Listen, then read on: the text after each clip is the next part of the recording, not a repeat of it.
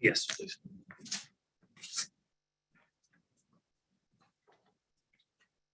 Can everybody see that?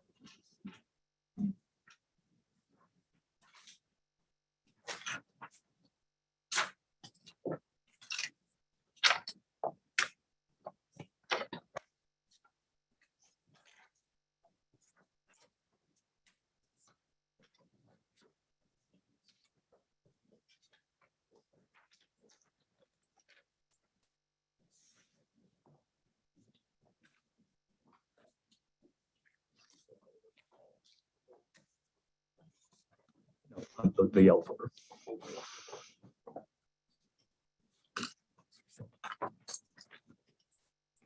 All right, I apologize.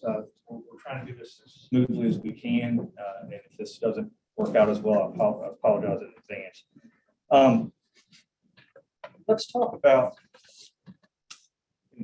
again, you don't have, as we discussed before, you don't have context to every single item. Some of you may have more context than others, but you didn't work on every single piece of the case with the detective, correct? That's correct. Okay.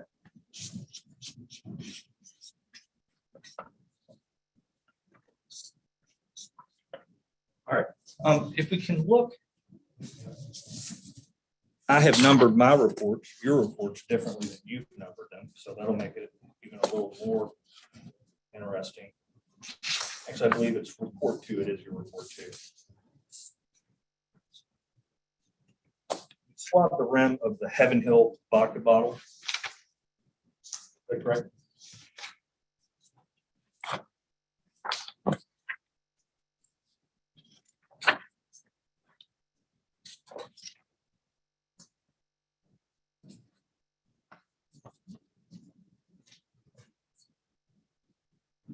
I received swabs. Okay, I apologize. You received swabs, and those swabs were tested. And Eugene Mitchell and Sheila Devine can be included as contributors to that mixture. Is that correct?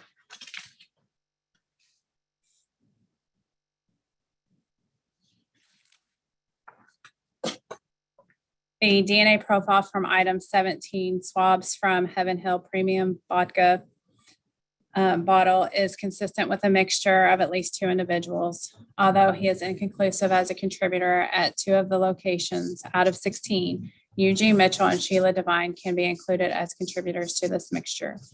An estimated 1 person and 69 million random unrelated individuals could be a contributor to this mixture based on the relevant United States populations. Guy Allen can be excluded as a contributor to this mixture. Allen can be excluded. Yeah.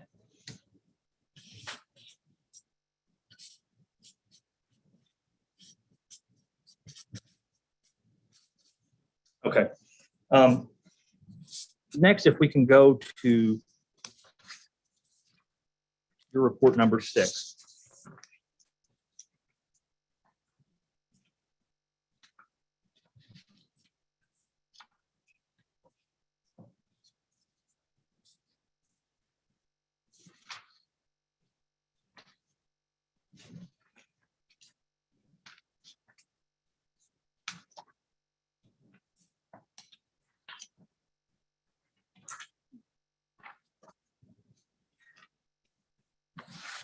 If you want to use that, you can.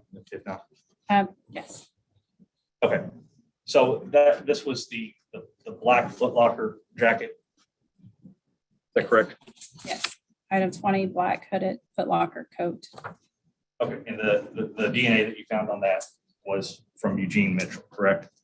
The male DNA profile from item 20.2, swabs from left coat, cuff of coat, matches Eugene Mitchell LSI. The estimated frequency of this profile is 1 person in 1.06 tillion based on the relevant United States populations. This profile does not match Terrence Spalding, Sheila Devine, or Guy Allen. Additional DNA is present, but is too limited for interpretation. Okay, and if I'm correct, you identified 2 places that you had the PHE, is that the, what's the term there? Phenolphthalein. Phenolphthalein positive. Yes, And that was a presumptive test for blood, correct? that is correct. Let's talk about real quick, difference between presumptive and confirmatory, okay? A presumptive test, can you tell me the difference between a presumptive test and a confirmatory test? Presumptive tests can have false positives, so it's not confirmatory for blood. The hemotrace test that I use confirms blood, but it's presumptive for human blood. So the only way in order to confirm a blood stain is by using the hemotrace test. Okay, and you did the phenolphthalein test on that area? Yes, and it is presumptive. Okay, you presumed it was blood, and you were presuming because this was a bodily fluid that it would be rich in DNA. So that's where you went to, correct? So that is why I took the additional swabs on for DNA analysis. Okay. And there were two possible, let's see, presumptive.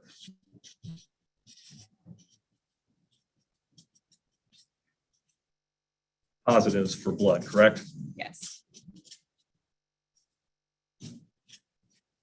Okay.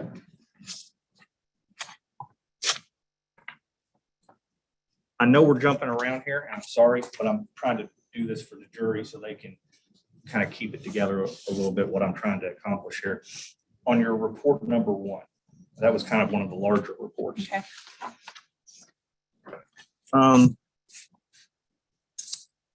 There was a swab from an Old English bottle, item number 1. Yes. Now, I didn't see anywhere in your report where that was tested. Is that correct? That is correct. So it was submitted to you, but you didn't test it. Yes.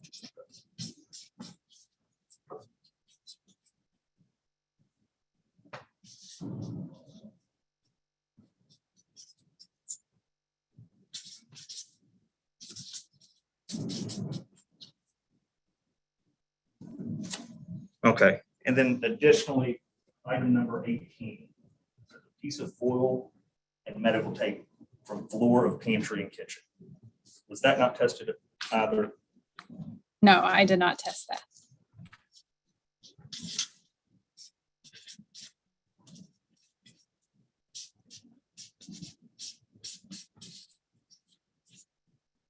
Okay, and kind of going back over everything since it's great, we've been talking about, I know there are limitations on how many items the lab will receive. And one reason is because the lab needs to keep moving. You can't shut the whole lab down to work on one case, correct? Yes. Keep things going. Second, there's a cost, right? You can't, you can't test everything or it costs a ton of money and shut the lab down, right? Yes. Okay, so is this not testing these, would this be a decision that you would make on your own or make in conjunction with detective, prosecution? How is that made? Whenever I first started my analysis, I did discuss with Detective Vance which items would be taken on for DNA. Okay, so these right here were left, were not included and not tested. And at no point later was it requested to be tested. That's correct. Okay.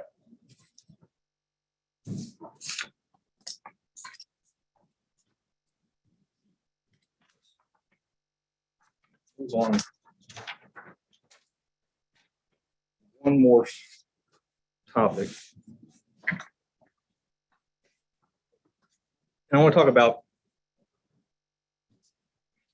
we've got some unknown DNA in a few places. Is that correct?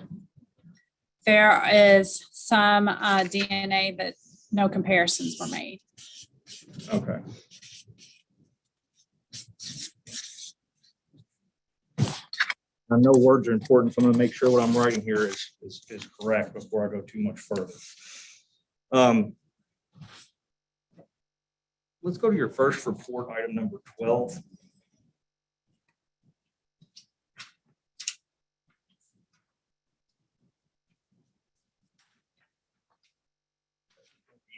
The AV cables. These AV cables were present in Ms. Devine's apartment where a TV has been spent. It says that it is consistent with a mixture of at least 2 individuals. And that she lives by her apartment. She can be included as a contributor. But Eugene Mitchell and Guy Allen can be excluded as contributors to this mixture. Yes, Eugene Mitchell and Guy Allen can be excluded as contributors to the mixture. Okay, so when I say unknown DNA, would it be inaccurate to state that there is an additional DNA profile or there's an additional DNA contributor to that mixture that does not match any of the known standards we have in this case? So I know from this mixture that it's at least 2 individuals, and that although she is inconclusive at 2 of the locations, Sheila Devine can be included as a contributor to the mixture at 5 of the locations. No results were obtained at some of the other locations. An estimated 1 person and 190,000 random unrelated individuals could be a contributor to this mixture based on the relevant United States populations. And Eugene Mitchell and Guy Allen can be excluded as contributors to this mixture. Okay, so there were enough locations that did not match that they could not have contributed to the mixture. They are excluded from the mixture. Okay.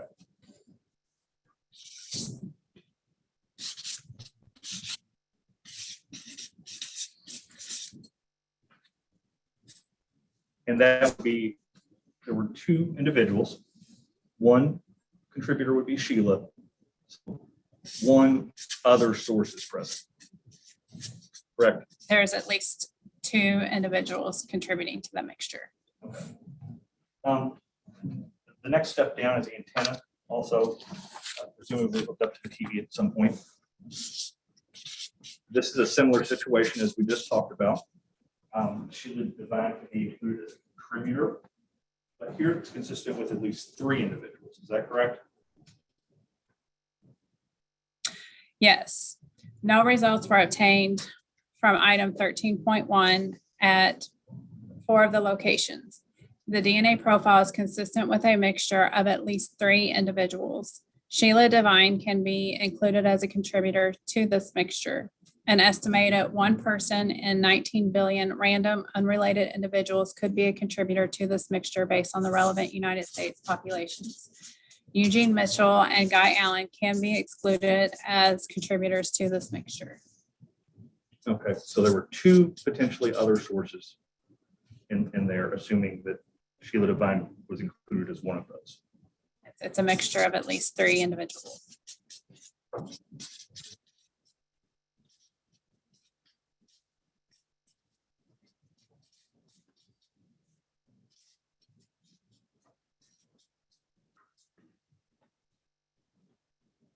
All right, I know everybody's getting hungry, and I'm going to wrap this up. I've got 2 more items I want to go through with you. If we can go to report number 4. Well, it's going to be a different number for you. I'm sorry.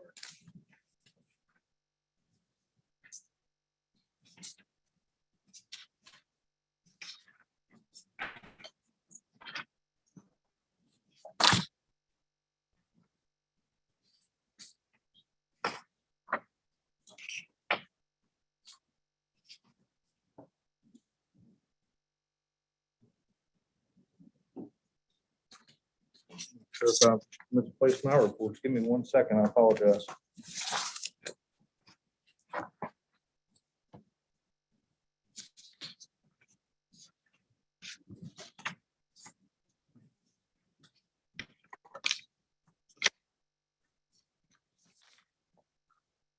Here we go. Okay, it's your report number 8.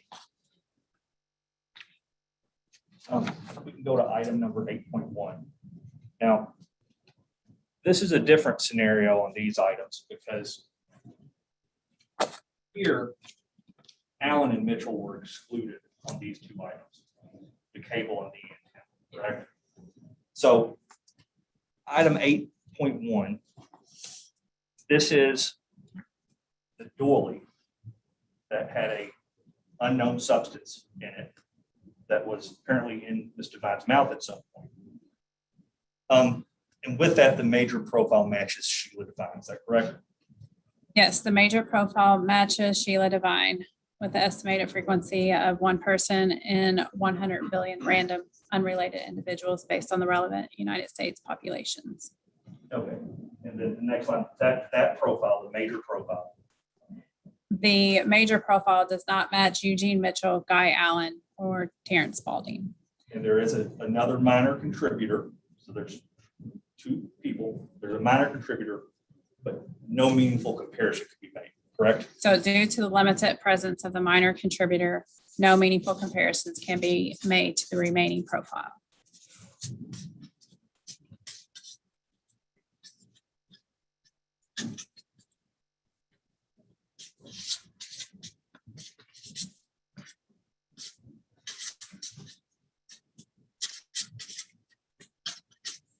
Okay, and let's see, the last item is going to be this partial mouthpiece from Sheila.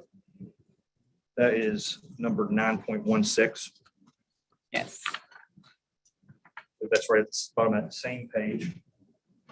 The DNA profile from item 9.16 is a mixture of at least two individuals. Assuming the presence of Sheila Devine, the remaining profile is too limited for meaningful comparisons. Okay. And this right here.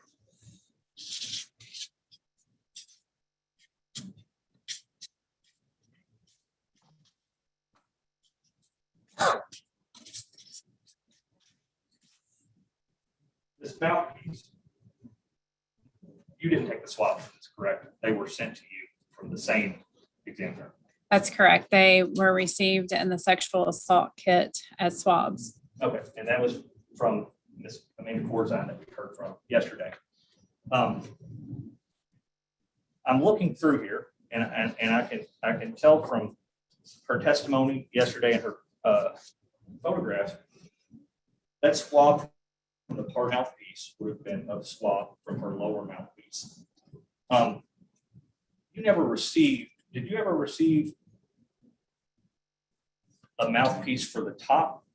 Or anything from another mouthpiece, or did you just, is that the only mouthpiece or denture swab that you received?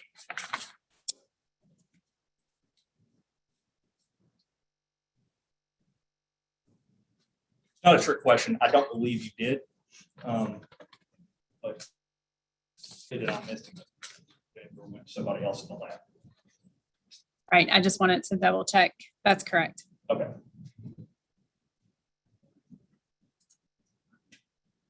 Thank you very much. I don't have any further questions.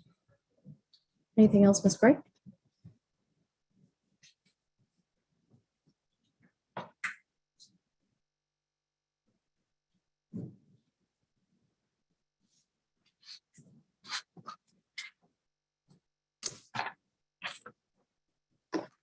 Right.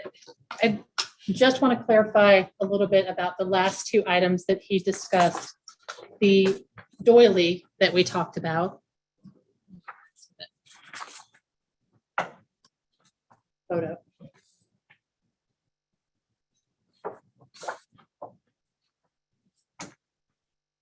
Okay, he asked you a question about the fact that it was a mixture. So explain again your analysis of the DNA from the doily. I took swabs from the chunk from cloth material from the doily. And the DNA profile from item 8.1 is a mixture of at least two individuals. The major profile matches Sheila Devine.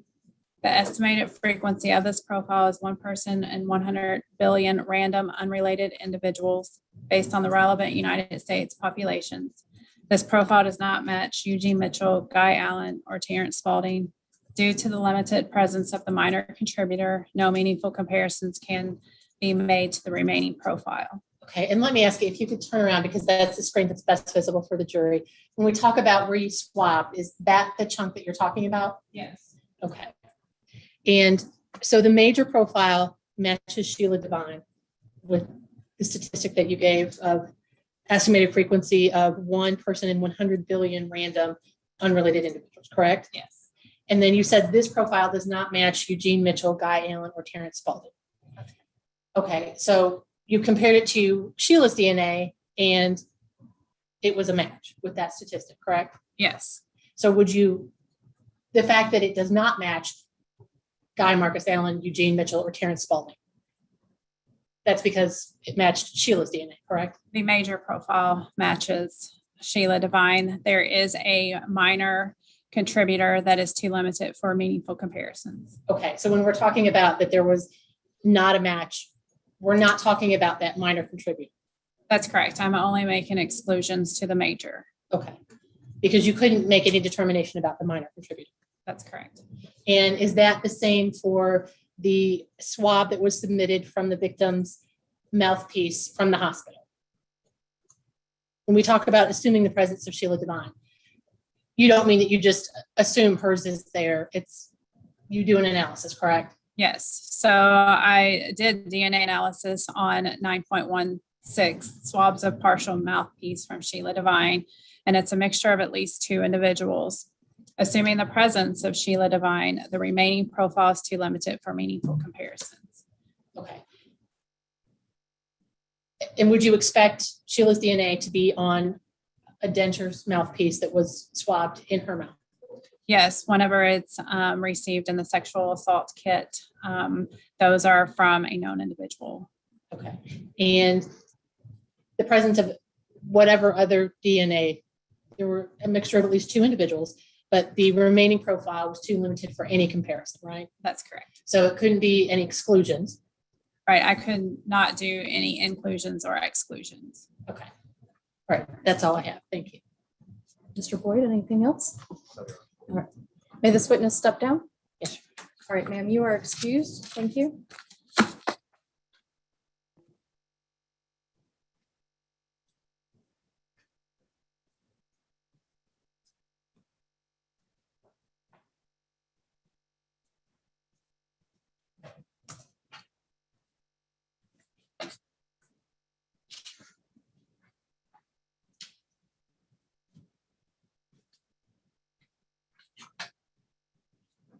So we are going to break for lunch. The admonition still applies. I'm going to ask you to be back in front of the courtroom at 1 o'clock.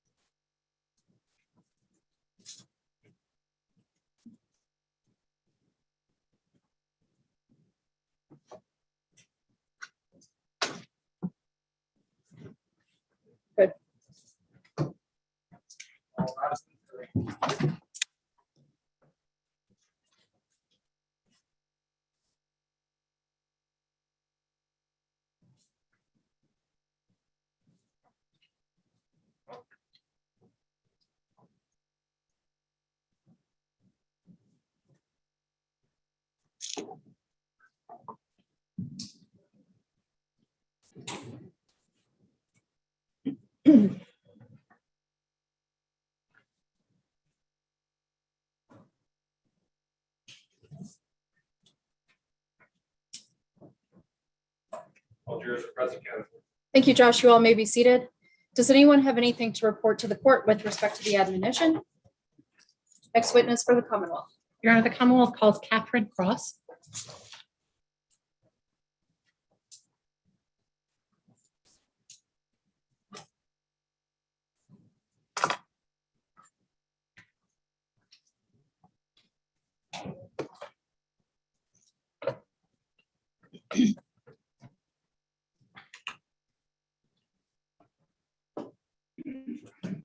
Good afternoon, ma'am. If you'll step up to our makeshift witness stand here. Before you have a seat, if you would please raise your right hand. Do you solemnly swear or affirm that the testimony you are about to give will be the truth and the whole truth? I do. Thank you. Have a seat, make yourself comfortable. You can leave your mask on or take it off while you're testifying. It's completely up to you. If you'll just lean into that microphone to make sure we can all hear you in the courtroom.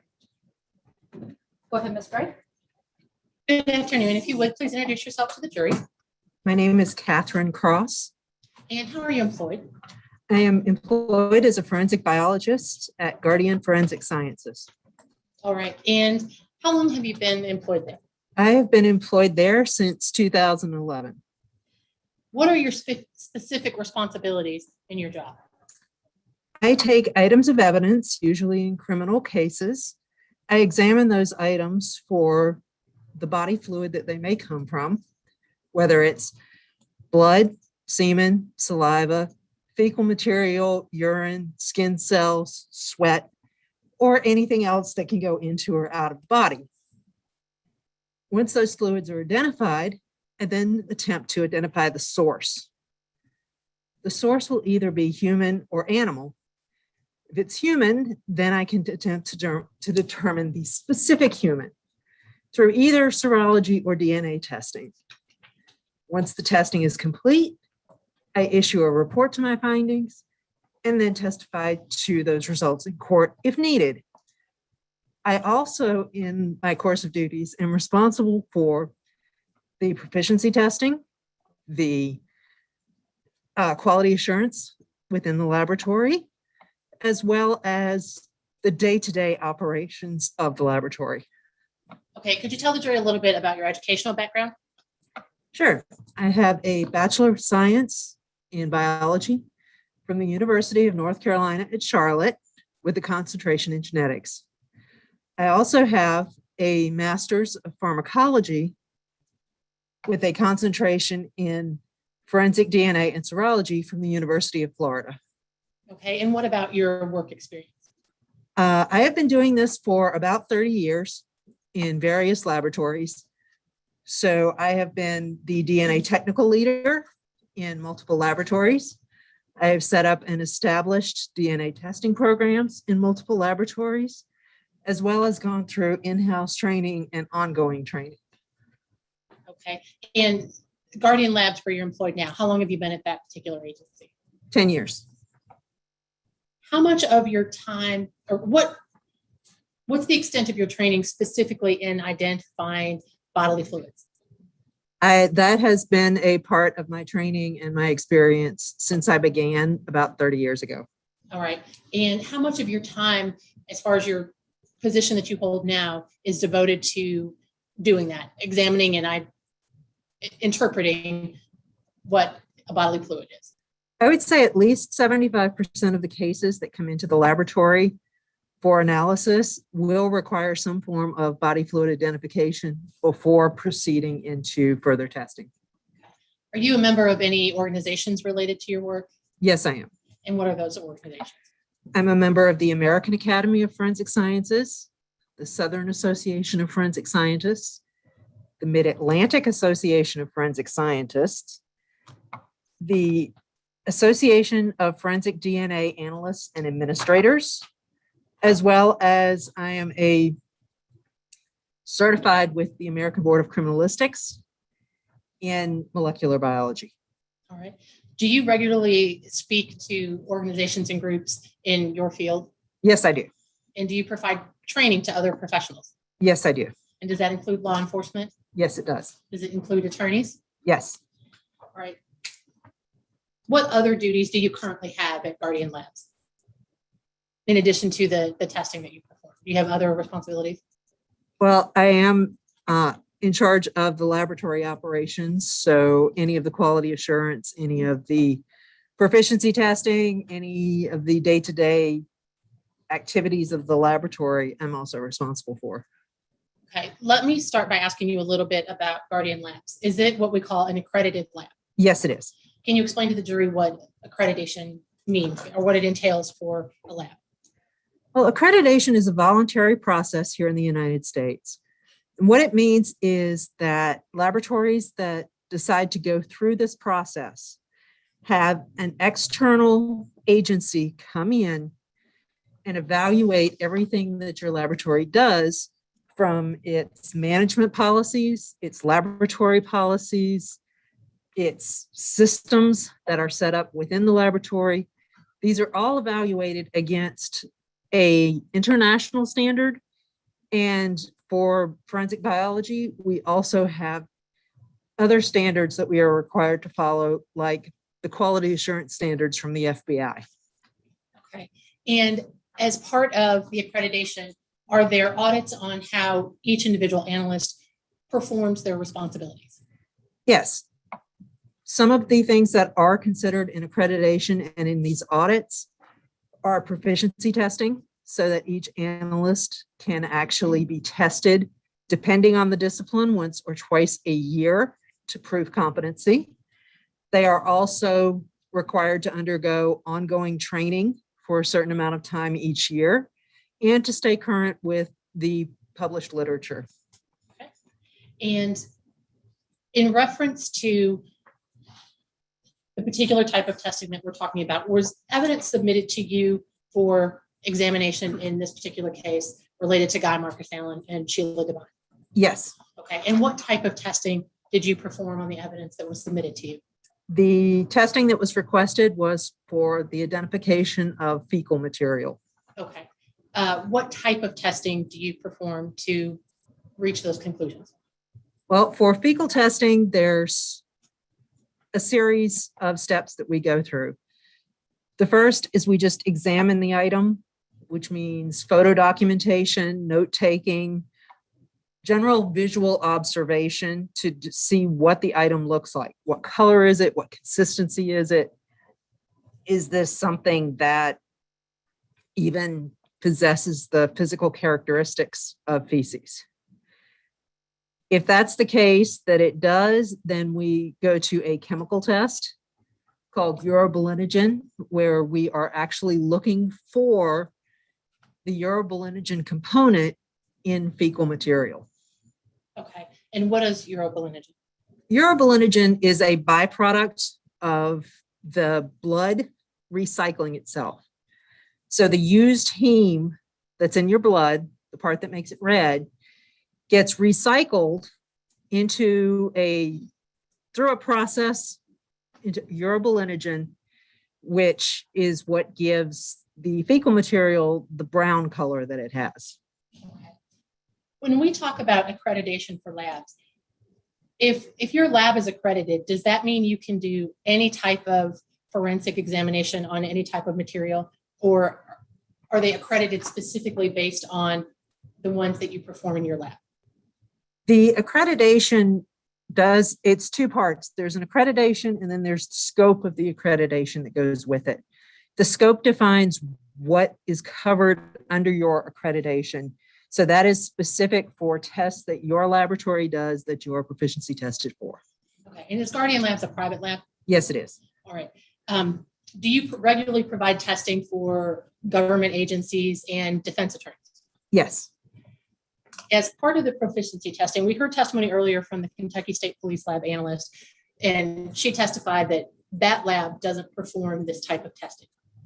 So is there something different or something additional that your lab has to do to show proficiency in this type of testing in order to maintain accreditation? Well, what we have to do is show that we have a protocol that is appropriate for the testing. We have to show that we can get the correct results through either intra-laboratory testing, proficiency testing, or the use of controls. And we have to list as part of the biological scope of types of body fluids that we will test for. Okay, so your protocols for each individual type of testing have to meet certain national standards. Is that correct? That's correct. And when you talk about proficiency testing and confirming that you're getting accurate results, how is that done? Well, proficiency testing is a test that is given to us from an external provider. So someone outside of our laboratory system, and currently that somebody outside of our laboratory system also has to be accredited to provide proficiency tests, which means they have to have a certain set of standards that they meet in order to provide the tests for us. Now, the tests that come in contain reference samples and question samples, and we don't know what the answers are. And we perform the test just as we would with any regular casework, submit those test results for grading, and then that proficiency test provider will send us results that say, yes, you got the right answer, or no, you didn't. Okay, so for example, if I worked in a lab and my responsibility was to analyze the alcohol content of hand sanitizer, for proficiency testing, are they going to give me samples that the examiners know, like this one has 50% and this one has 70%, and ask me to perform the testing and then check my results? The analyst does not know the results. The proficiency test provider does. So therefore, they can tell you if you're getting the right result or not, and if your procedures are giving you the appropriate results, or if retraining may be necessary.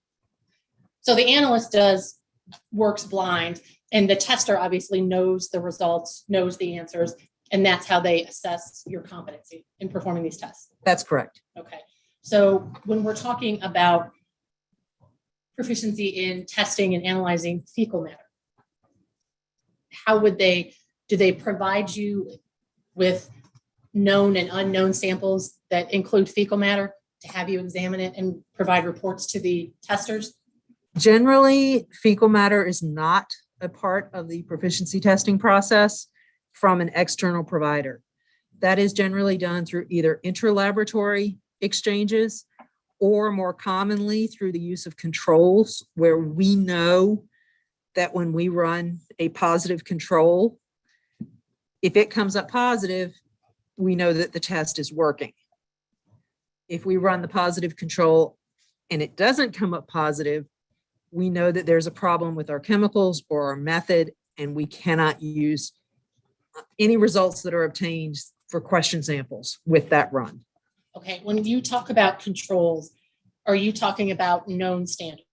Yes. So a control would be something that they have collected that they are certain contains feces or is feces, and they provide that to you, but you, as the person who's being tested, doesn't know what you're receiving, correct? That would be if it came from an external provider, yes. Okay, and that's kind of how they test your proficiency. Yes. Okay. All right, so the items that you received in this particular work, for this particular case, let's talk about the material that was submitted to you for testing.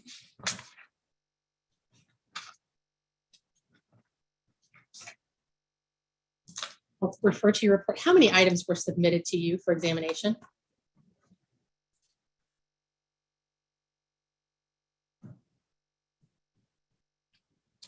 There were 9 items. Okay, so when you received the items, tell the jury, once they came into your possession, tell the jury which items you received. I received an envelope listed as piece of an unknown substance, an envelope marked dried secretions from knee of Sheila Devine, an envelope marked from the left foot and heel of Sheila Devine, an envelope marked swab of partial mouthpiece, an envelope marked lips, chin, and nares, an envelope marked forehead, a paper bag marked debris collected from hair that contained green leaves that had brown stains. And I also received an envelope marked cloth material with unknown substance, which appeared to be a doily that had chunks of a brown substance on it. Okay, if you would look at the slide and just confirm, is that the list of items that you received?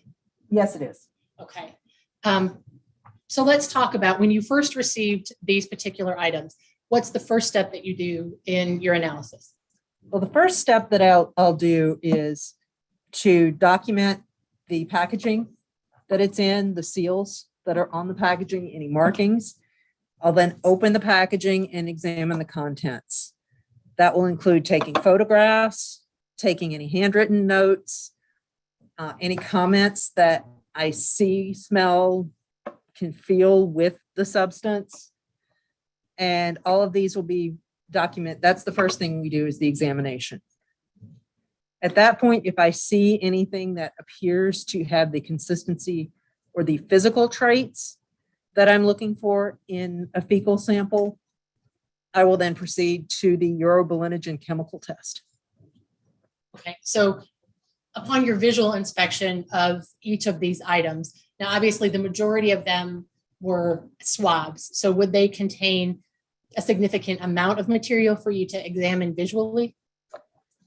Some of the swab, all of them had visual material that I could see brown stains on everything.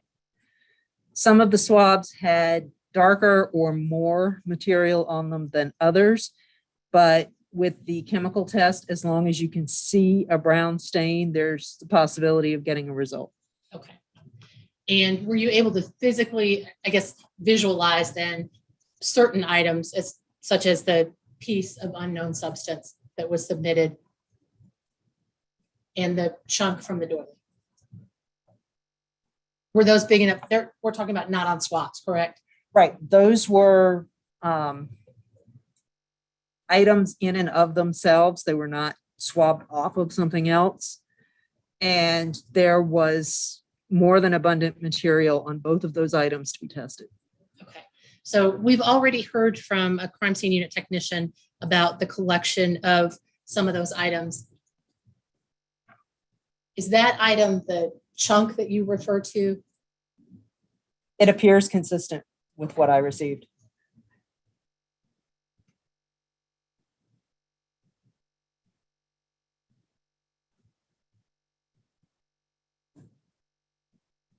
All right. So based on your visual examination, you believe that it was appropriate to proceed with the chemical testing? Yes. All right. And what did the chemical testing reveal for each of these items? Well, for each of these items, the urobilinogen test was positive, which the color and the results of the urobilinogen test came to the interpretation that this was fecal matter or was a mixture of other substances that contained a detectable level of fecal material. Okay. Can you explain to the jury just exactly how the test works that you conduct? Sure. The test, the urobilinogen test works by taking a small amount of the sample, which would be either a small piece of the brown substance from the doily or just the brown substance itself. or if it's on a swab, just a small cutting of the brown staining on the swab. That's extracted in water. And then what we do is we'll take this very small test tube and we'll put, in this case, we use 3 drops of the sample of the water extract. We will then add 3 drops of mercuric chloride to that. What that does is that will react with any heme and any urobilinogen that is in that sample, and it will release it into solution. When we add our last component, which is zinc chloride, again, it's a ratio-based test, so 3 drops of each one. And then what we do is we will let it sit, agitate it a little bit to make sure it mixes well. And then we look at those tubes under a UV light. And what we're looking for in a positive reaction is something that is apple green fluorescent. So something like you would see in one of the green glow sticks. You know, it's going to be giving off light and it's going to be that apple green color. If it's negative, we will not see any fluorescence at all. Okay. And are there any other substances that contain urobilinogen other than feces or urine? Feces and urine are the only biological substances, yes. Okay. Are there other materials that could contain urobilinogen? There are not other materials that contain urobilinogen per se. There are other substances that may react with the test. Okay, so let's talk about a little bit about the possibility of false positives. Okay. So how do you, when you interpret a test result, how do you avoid a false positive, or what confirms your interpretation of the test result? Well, we're looking for, with the urobilinogen test, what we're looking for is fluorescence and the right color. What we can see with certain things like oils, potentially some detergents, they can cause this test to react and it will fluoresce, but it will fluoresce white, not green. So what we may have to do when we're doing the interpretation is we always run a positive control and a negative control. First of all, to make sure our reagents are working correctly, our test is performing properly, but also to give us a baseline of what colors we should be looking for. If there is any question about a sample, what we will do is we will actually hold it up under the UV next to the positive and negative controls. Get a side-by-side comparison to see if we can determine whether we're getting fluorescence, whether it's white fluorescence, or whether it's the apple green. And this allows us to do it one sample at a time. And this is important because sometimes when you have a rack of samples that are being tested, some may be very, very strong. And because they're strong and they're giving off so much of this apple green light, you may not be able to read the tube next to it because it's getting interference or reflection. So we may have to actually sequester some samples, put them off to the side so that they're not going to interfere with reading other samples. And so we'll look at them one at a time against the controls, make sure that we see it. And all of these tests are read by the analyst and then second read by another qualified analyst. Is that process what's known in scientific research as peer review? Yes, it is. Okay, and is every examination that you do reviewed by another scientist? Yes. Okay. Right, let's talk again then about, so your analysis of the first item that we're talking about, the piece of unknown substance with hair present. When you conducted the examination on that, what were the results? The results of that one were that it was a brown material with the proper consistency and a positive urobilinogen result. So the conclusion was that it was in fact fecal matter. Okay. Is this type of test presumptive or confirmatory? This is considered a presumptive test. All right, could you tell the jury the difference between, we've heard a little bit from the Kentucky State Police lab analyst, but go ahead and tell the jury the difference between the two types of tests. A presumptive test is a test where other substances can give a reaction to the test. In other words, you may have false positives, you may have things that could be interpreted as false positives. Therefore, it says the substance could be what you're testing for, but it's not 100% conclusively that substance. Confirmatory test is a test where nothing else gives a positive result. Is there a confirmatory test for fecal matter? No, there's not. How long has the particular test that you conduct been used in scientific labs? At least 50 years. Is it used in other fields in addition to forensics and court proceedings? Yes, the urobilinogen test can be used in medical context. Okay. All right, let's go on to the next item that you examined, the swab of dried secretion from Sheila Devine's knee. What was the result of your analysis there? Again, that one had the proper color and gave a positive urobilinogen test. So the interpretation was that it was in fact fecal material. Okay.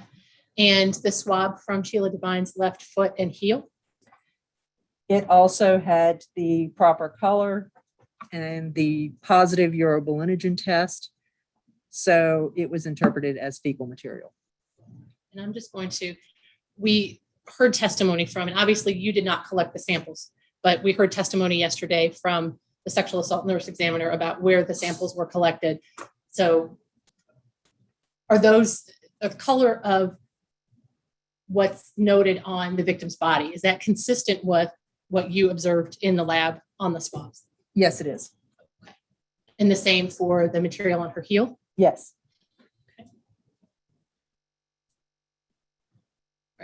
If we could go on to the next test that you performed on the swab of Sheila Devine's partial mouthpiece. That was, again, the correct color and provided a positive urobilinogen result. So it was also interpreted as fecal material. Okay. And the swabs from her lips, chin, and nares?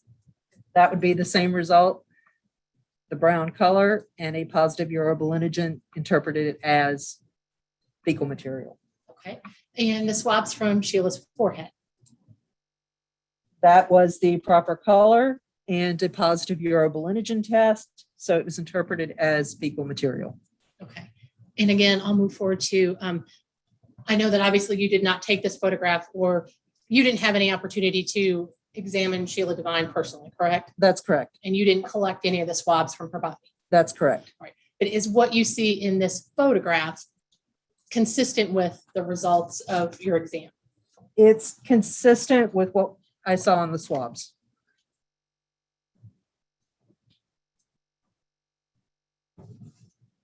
All right. And the debris collected from Sheila's hair with brown stain, what was the result of your analysis on that? That was brown material that was on the surface of the leaves so that you could tell it was not a part of the leaf itself. And that was the right consistency and gave a positive urobilinogen result. So it was also interpreted as fecal material. Okay. And is that the material that we're talking about that you examined physically and then chemically? Yes. Okay. And so to be clear, when we're talking, you said that it was apparent that it wasn't part of the leaf. What does that mean? That means that whatever this substance is on top of the leaf. It's not a biological part of the leaf itself. So it's not the plant material that's reacting. And the swab from the white cloth material, what was your result of when you analyzed that? This actually wasn't a swab. This was actually, I'm sorry. the entire doily was sent. Okay. And the brown material that was on there was the right consistency, the right color, and also had a positive urobilinogen result. So it was also interpreted as fecal material. Okay. Let me ask you, you talked about one of the things that you do is visualize and notice if there are any other physical characteristics consistent with feces. When did you receive the samples that you tested? These samples were received June 5th of 2014. Okay.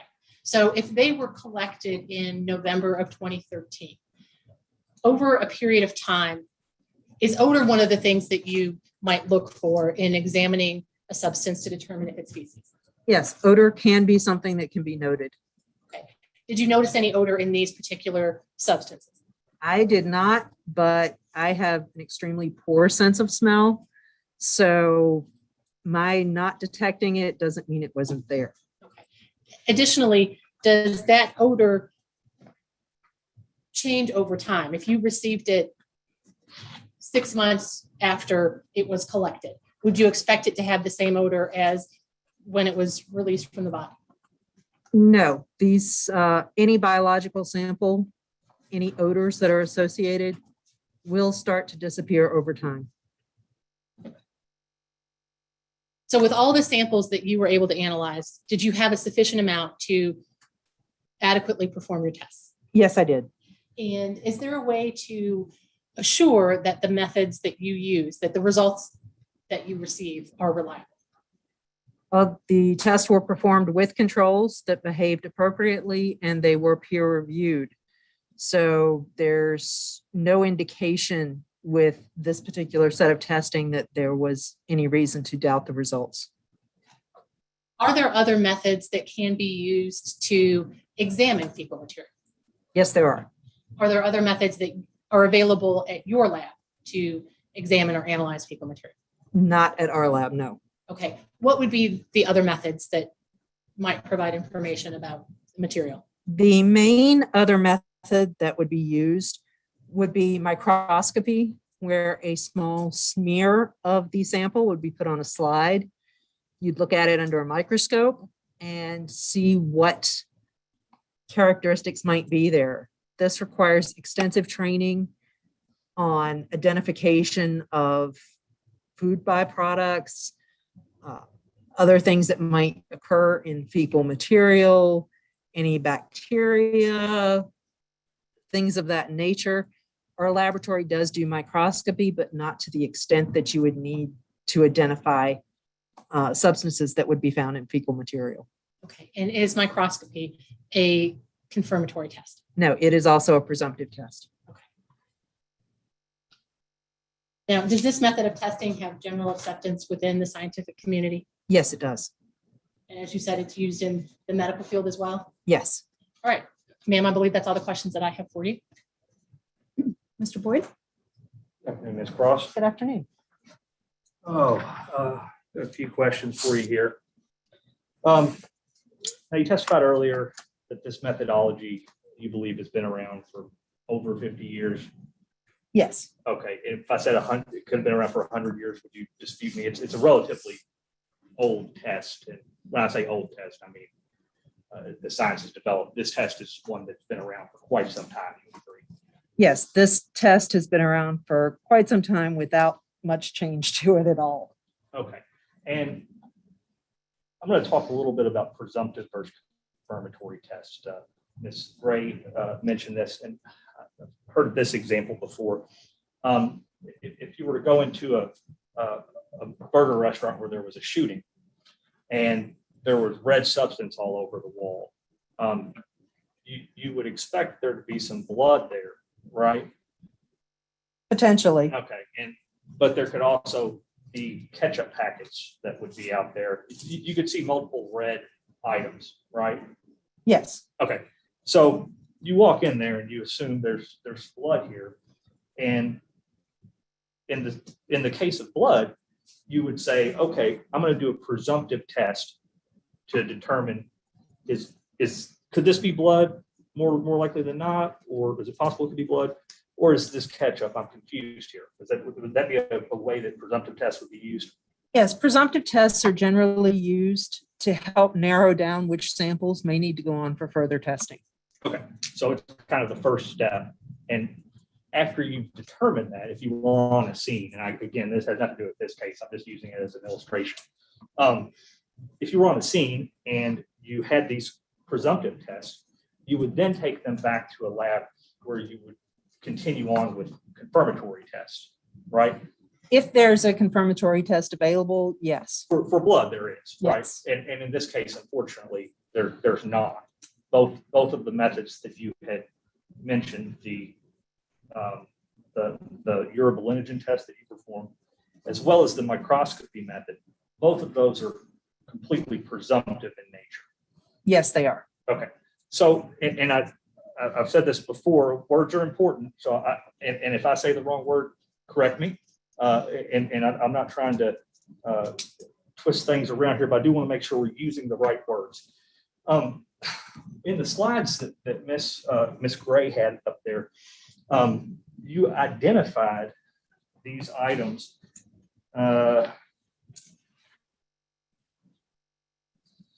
8 items as fecal matter or a mixture with detectable level of fecal matter.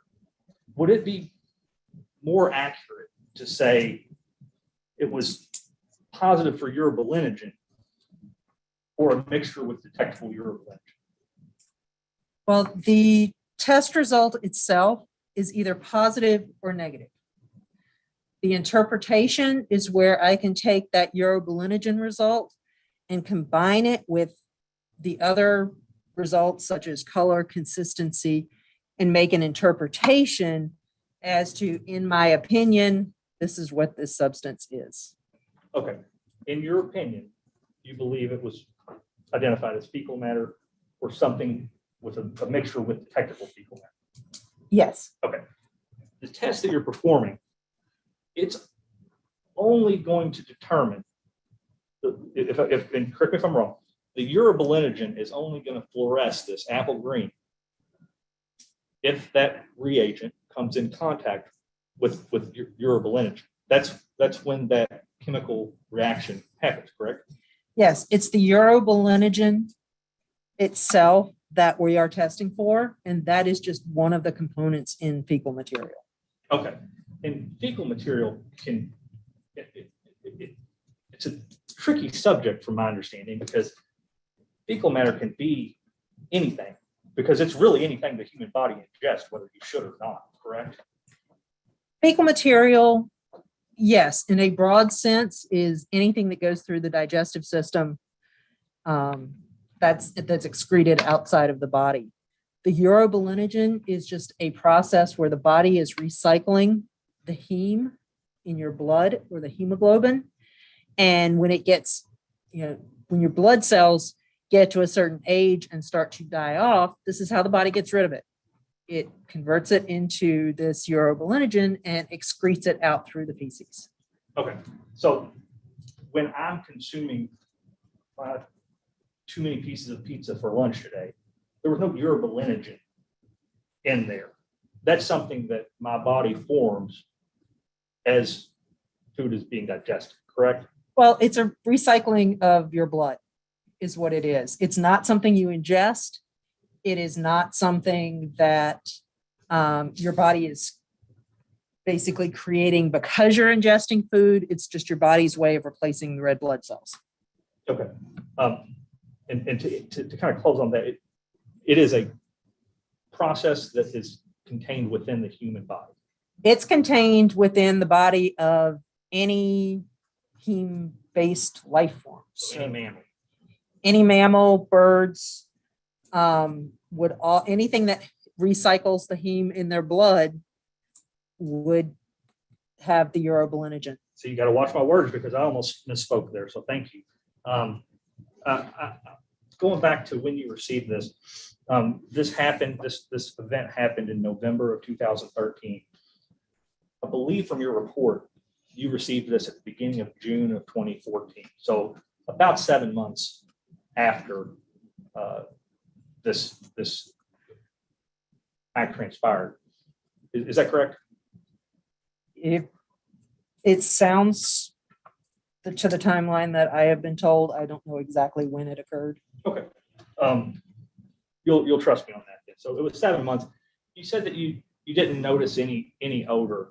However, you don't have a great sense of smell. Is that true? That's true. Okay.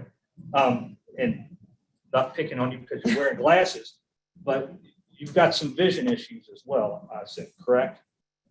I do have some mild vision issues. Okay. Yes. And I assume you're wearing glasses to correct those. Yes, I have astigmatism, which means I can see close, but not too far away. Okay, all right. And Ms. Gray spoke numerous times about accreditation and the development of a reliable methodology, right? Yes. And you stated that you believe, one, you're an accredited lab to perform this test, right? Yes, we are. To be accredited, you've got to have a reliable method to do so, right? Yes. Okay. And you stated that you followed the steps of that methodology as they've been laid out, correct? Yes. And that's very important to establish a reliable methodology so that you get the same result every time, right? Yes. Okay. Let's talk about this apple green color.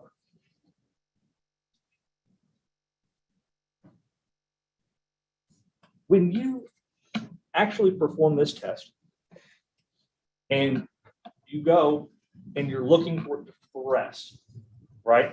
Yes. You're looking at it and you're not using any special equipment other than your eyes, correct? There's no special equipment. However, it is done with a UV light. It is done with a UV light. Yes. Okay. So, but your eyes are looking at it, and that's the instrument that's judging whether or not it's fluorescing or not. And the color that it is fluorescing. Yes. Okay. And I've seen your report, and you testified in matters over the years in this case. And I don't believe that you had any visual or any quantifiable method of determining what this fluorescent apple green color was. Is that correct? This is a color test. It is not a qualitative test. So no, we don't measure any degree of fluorescence or any color. Basically, it's is it there or is it not there? Okay. And so this is a presumptive test. And then the final analysis is binary in that it's yes or no, and it's determined upon the individual that is viewing this, whether it is fluorescing apple green sufficiently or not. It's actually determined by two analysts. There's the primary person running the test, and then there's the reviewer who also has to agree to those results. Okay, so but two human people that are visually inspecting. Yes. Okay. So is a spectrometer, is that an instrument that can kind of quantify colors, what levels of color on the spectrum? A spectrometer can determine certain colors and certain wavelengths. It's not determining fluorescence per se, but it's determining, say, the one place that I know it's used is in saliva testing to determine the amount of the blue dye that's released in the saliva test. Okay. Is that saliva test? Is that a presumptive or confirmatory test that you're speaking of? That's a presumptive test. Okay. But the spectrometer is used in that's it in a saliva test. It can be in some of the methods, yes. Okay.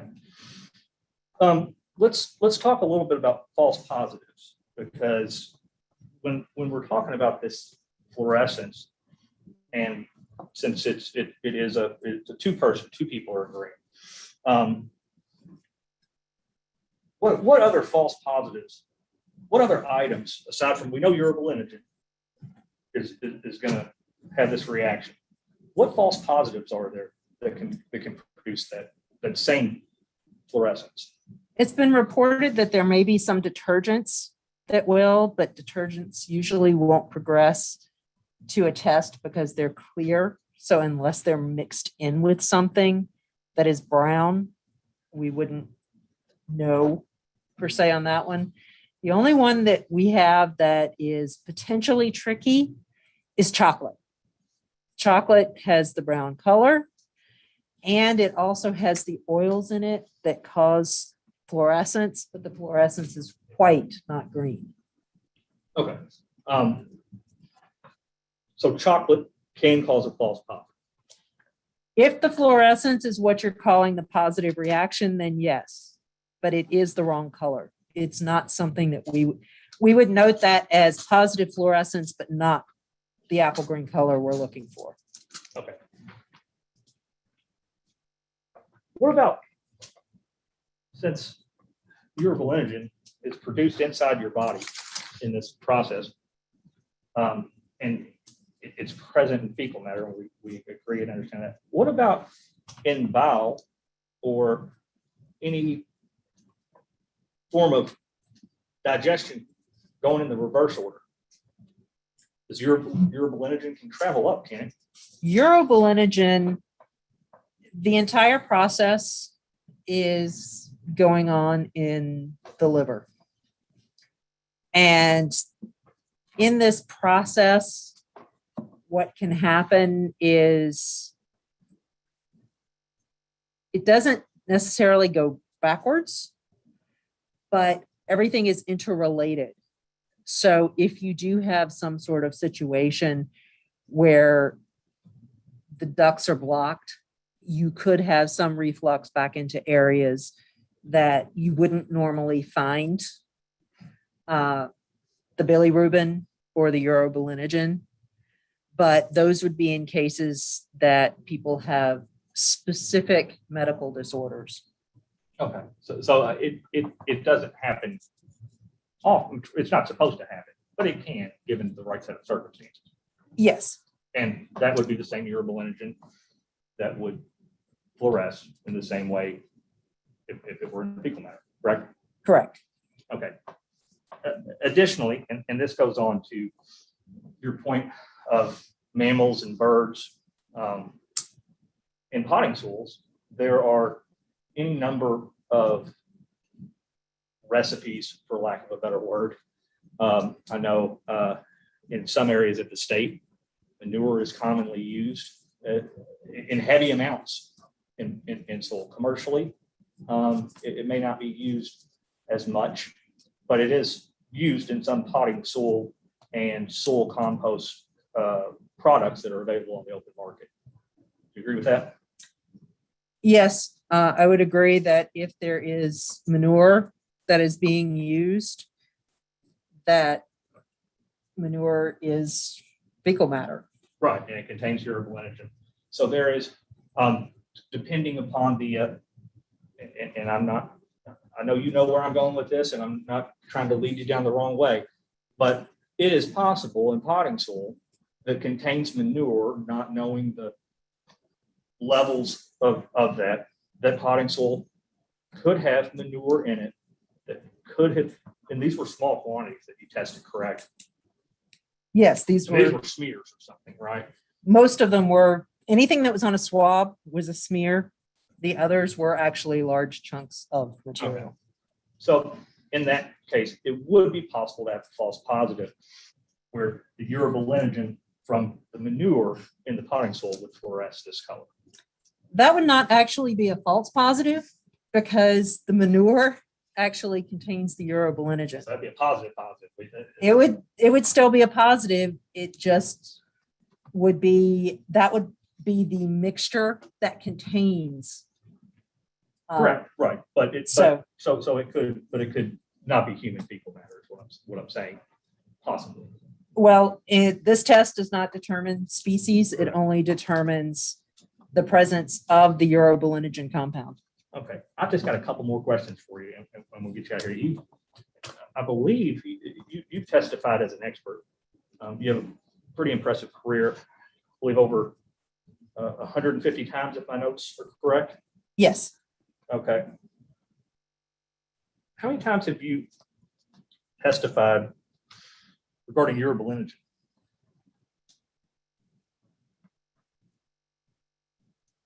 4, maybe 5 When was the last time that I testified. that you testified for urobilinogen?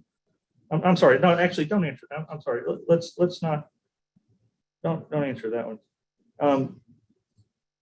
How long have you been employed at Guardian Forensics? For 10 years. 10 years now. Okay. In those 10 years, how many urine validity tests have you performed?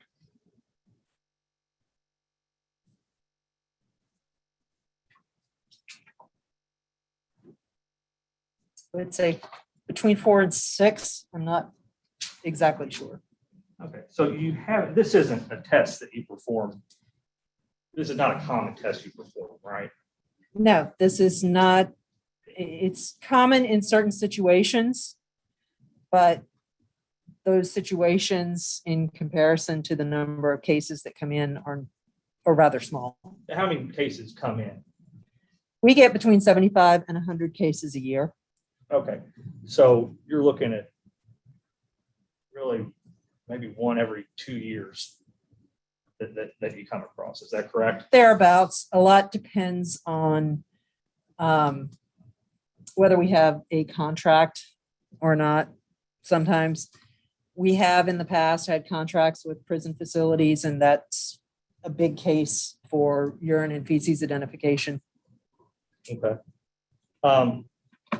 And again, you always establish a reliable methodology for these processes and use it every time. You've never had any expert testimony excluded at any point, have you? No, I have not.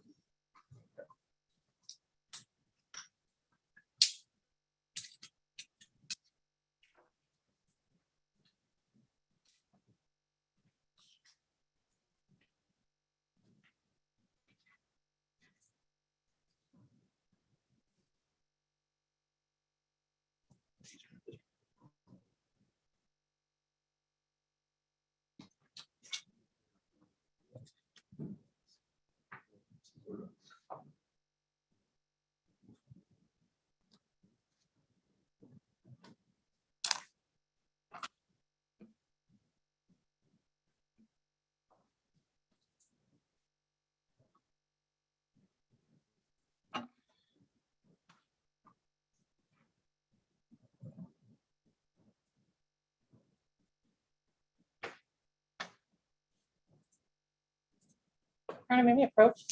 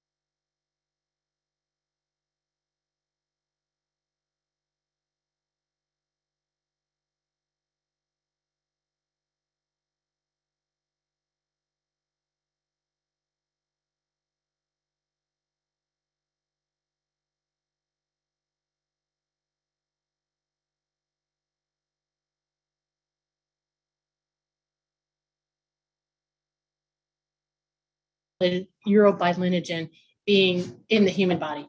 Is it in any other substance other than feces or urine? Not to my knowledge. Okay. And when you conducted these tests, when you determine that it's positive for fecal matter, or if your interpretation is that fecal matter is present, does that require, for you to reach that interpretation, does that require it to fluoresce apple green? Yes, it does. And did each of these items individually fluoresce apple green? Yes, they did. Okay, and would you consider, if it's not clearly, in your opinion, an apple green color, are you going to call it a positive result? No, if it's fluorescing and I can't determine clearly that it's apple green, it would be inconclusive. Okay, thank you. Anything else, Mr. Boyd? No, Your Honor. May this witness be excused? Yes, Your All Honor. right, thank you, ma'am. You may step down.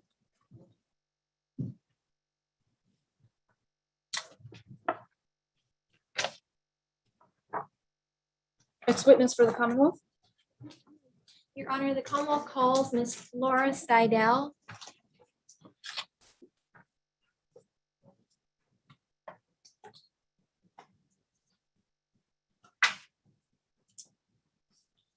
It's Seidel. Stidell, Your Honor. Could you spell it? Steidel.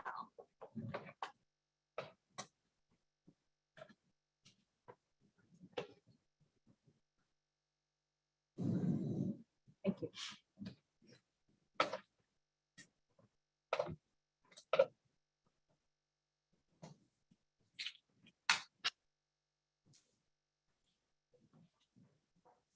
Good morning, ma'am. Before you have a seat, if you would please, or I said good morning, good afternoon. Do you solemnly swear or affirm that the testimony you are about to give will be the truth and the whole truth? I do. Thank you.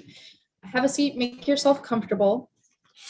You can leave your mask on or take it off, whatever's most comfortable for you while you're testifying. If you would just speak into that microphone so that the entire courtroom can hear you. Good afternoon. Good afternoon. Can you please introduce yourself to the ladies and gentlemen of the jury? My name is Lara Mosentine Stidell. And Ms. Stidell, how are you currently employed? I am a trace analyst, a forensic scientist specialist too, in the trace evidence section of the Kentucky State Police Central Forensic Laboratory in Frankfurt. Now, we heard from DNA earlier, Ms. Shannon Phelps. Do you all work in the same lab? Just in We do. different sections? Yes, we do. And how long have you been employed at KSP? I've been employed at the State Police Lab for over 20 years. Could you please tell the jury a little bit about your educational background? I have a bachelor's degree in forensic science from Eastern Kentucky University.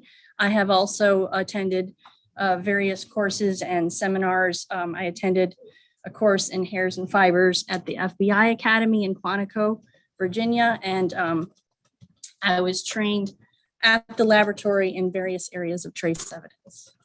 What is trace evidence? What do you do on a daily basis? Trace evidence is, a lot of it is small particle analysis, such as hairs, fibers, paint, and glass. We also do general unknowns, things that basically don't fit under other categories of the laboratory. And is your training ongoing? Yeah, whenever we have the opportunity to be able to train, we try to go to different courses and such. Now, I want to talk to you about this particular case, the victim, Sheila Devine. Did you receive items that were requested to be tested for fiber and hair comparison? I did. And could you please tell us which items you received? I assume you want me to start with the Yes, first one then. from the top. Okay, I received item 2, which was agency item 12, one pink bathrobe with rose print. Item 4, which was agency item 14, was a condom located on the dresser in the bedroom. Item 6, which was agency item 15, was a condom located on the floor in the bedroom. Item 9.6 was a pubic hair standard from Sheila Devine. Item 9.7 was pubic hair combings from Sheila Devine. Item 19, which was agency item 30, was a mattress cutting from the mattress in the bedroom. Item 20, which was agency item 40, was a black hooded footlocker coat. Item 22, which was agency item 54, was a head hair standard from Sheila Devine. Item 23, which was agency item 81, was a head hair standard from Eugene Mitchell. Item 24, which was agency item 82, is a pubic hair standard from Eugene Mitchell. Item 25, which was agency item 83, was a head hair standard from Guy Allen. Item 26, which was agency item 84, was a pubic hair standard from Guy Allen. I also received item 3.1, which was hair removed from item 3, a dark colored unknown substance located on the dresser inside Sheila Devine's bedroom. And we'll get to that second report in just a second. Let's start with your report number 5. The items that you just told us about, starting with the pink bathrobe down to the pubic hair standard from Guy Allen. On what day was that testing requested? The evidence request was, excuse me. There's a couple of them here. The first evidence request came into the laboratory on November 20th of 2013. And the items that we see up on the display, the items on your report number 5, when did you complete that testing? I completed that testing on August 18th of 2014. Okay. And I want to start with the fiber analysis first. So you were asked to do fiber and hair comparison. Is that correct? Yes, a hair examination comparison and a fiber examination comparison. Starting with the fiber comparison, which of the items were you asked to compare for fibers?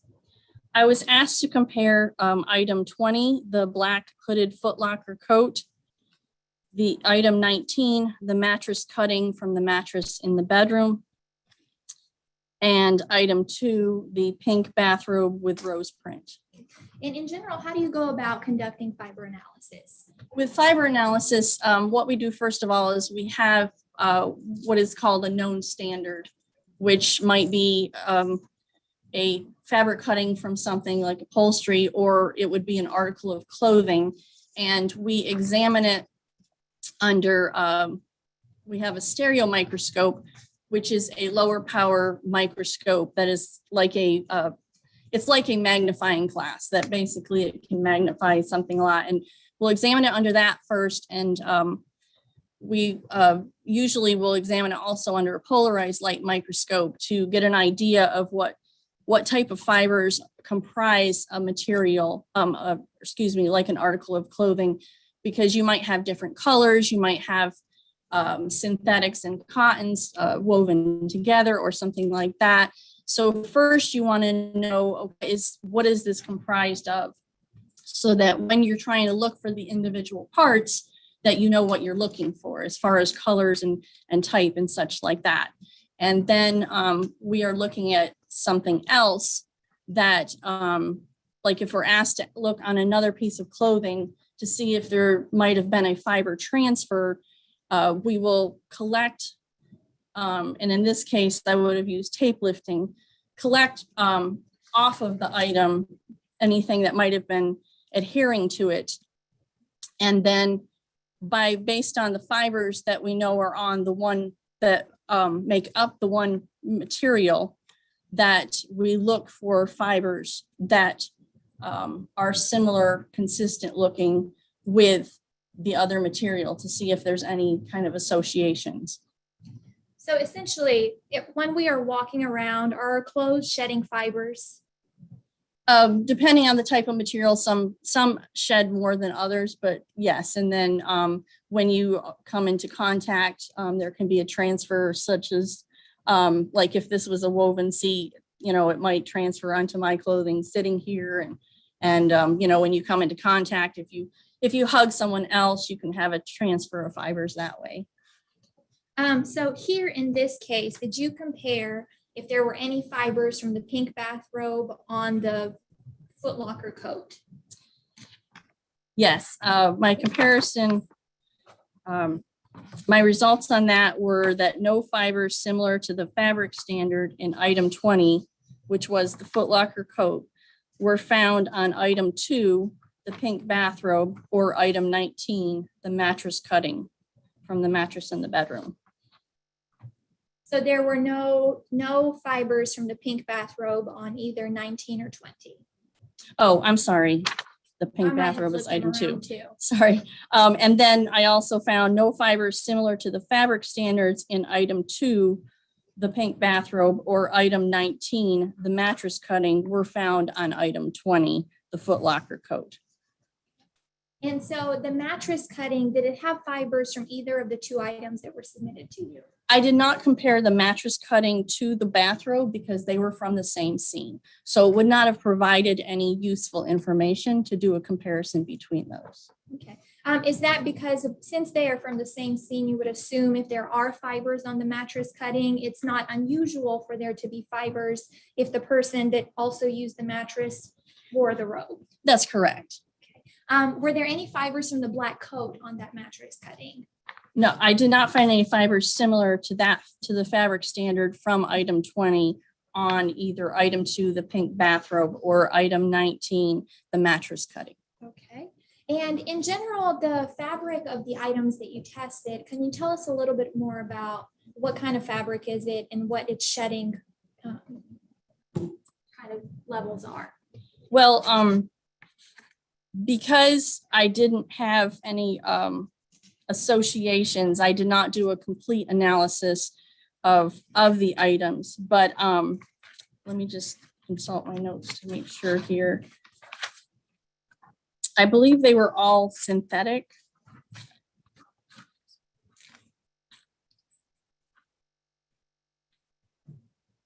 And in general, do synthetic fabrics shed a lot or a little? It depends on the fabric. In this case, sorry, I just want to make sure of what I have in my notes.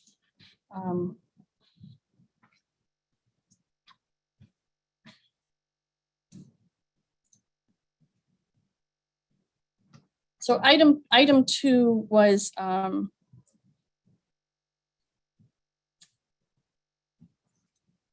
like a silkier kind of material, which cotton's natural fibers are more likely to shed than synthetic materials because they're shorter. They tend to be they tend to break easier, so they don't tend to shed as easily as synthetic materials do.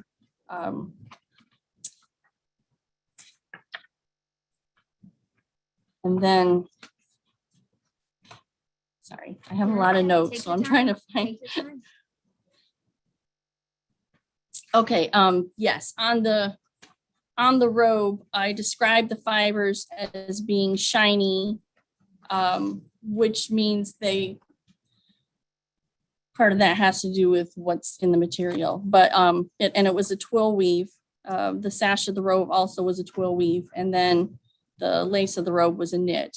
And all of them I observed under the stereo microscope to be synthetic, which that would be less likely to shed than, say, a cotton fabric. And there's been studies where they've done transfer studies and cottons are more likely to shed. So the fact that there are no fibers from that black hooded Foot Locker coat on the mattress or on the pink bathrobe isn't necessarily unusual because of the type of fabric that it is. Well, there's different factors for transfer, but also regarding the coat itself, that you have 2 materials that you're looking at, and you have the robe and then you have the coat, which the fabric of the coat also has to be, it also is a factor. If you have a material that is more durable, which coats are, that they're not meant to shed, and they also, because of they're a tighter weave to be more durable, they won't retain fibers as much. You also have activity levels that can also affect things that will affect whether fibers will be retained, because the more somebody moves, the fibers are going to, any transferred fibers or many of the transferred fibers will end up not staying if there's activity going on. And moving on to the hair comparison. In general, how do you go about conducting a hair analysis? With a hair analysis, what we do is, well, first of all, if we're doing a hair examination, we're looking for the hairs. We'll do a hair collection, and then, we'll look and see if we'll look for hairs, and then we determine, are they animal or human hairs? And then we go to the next step, which is determining whether the hairs are suitable for comparison, because the only comparisons we can do is with head and pubic hairs, sometimes facial hairs, because the rest of the hairs on your body they're not enough unusual characteristics between people to do comparisons with those type of hairs.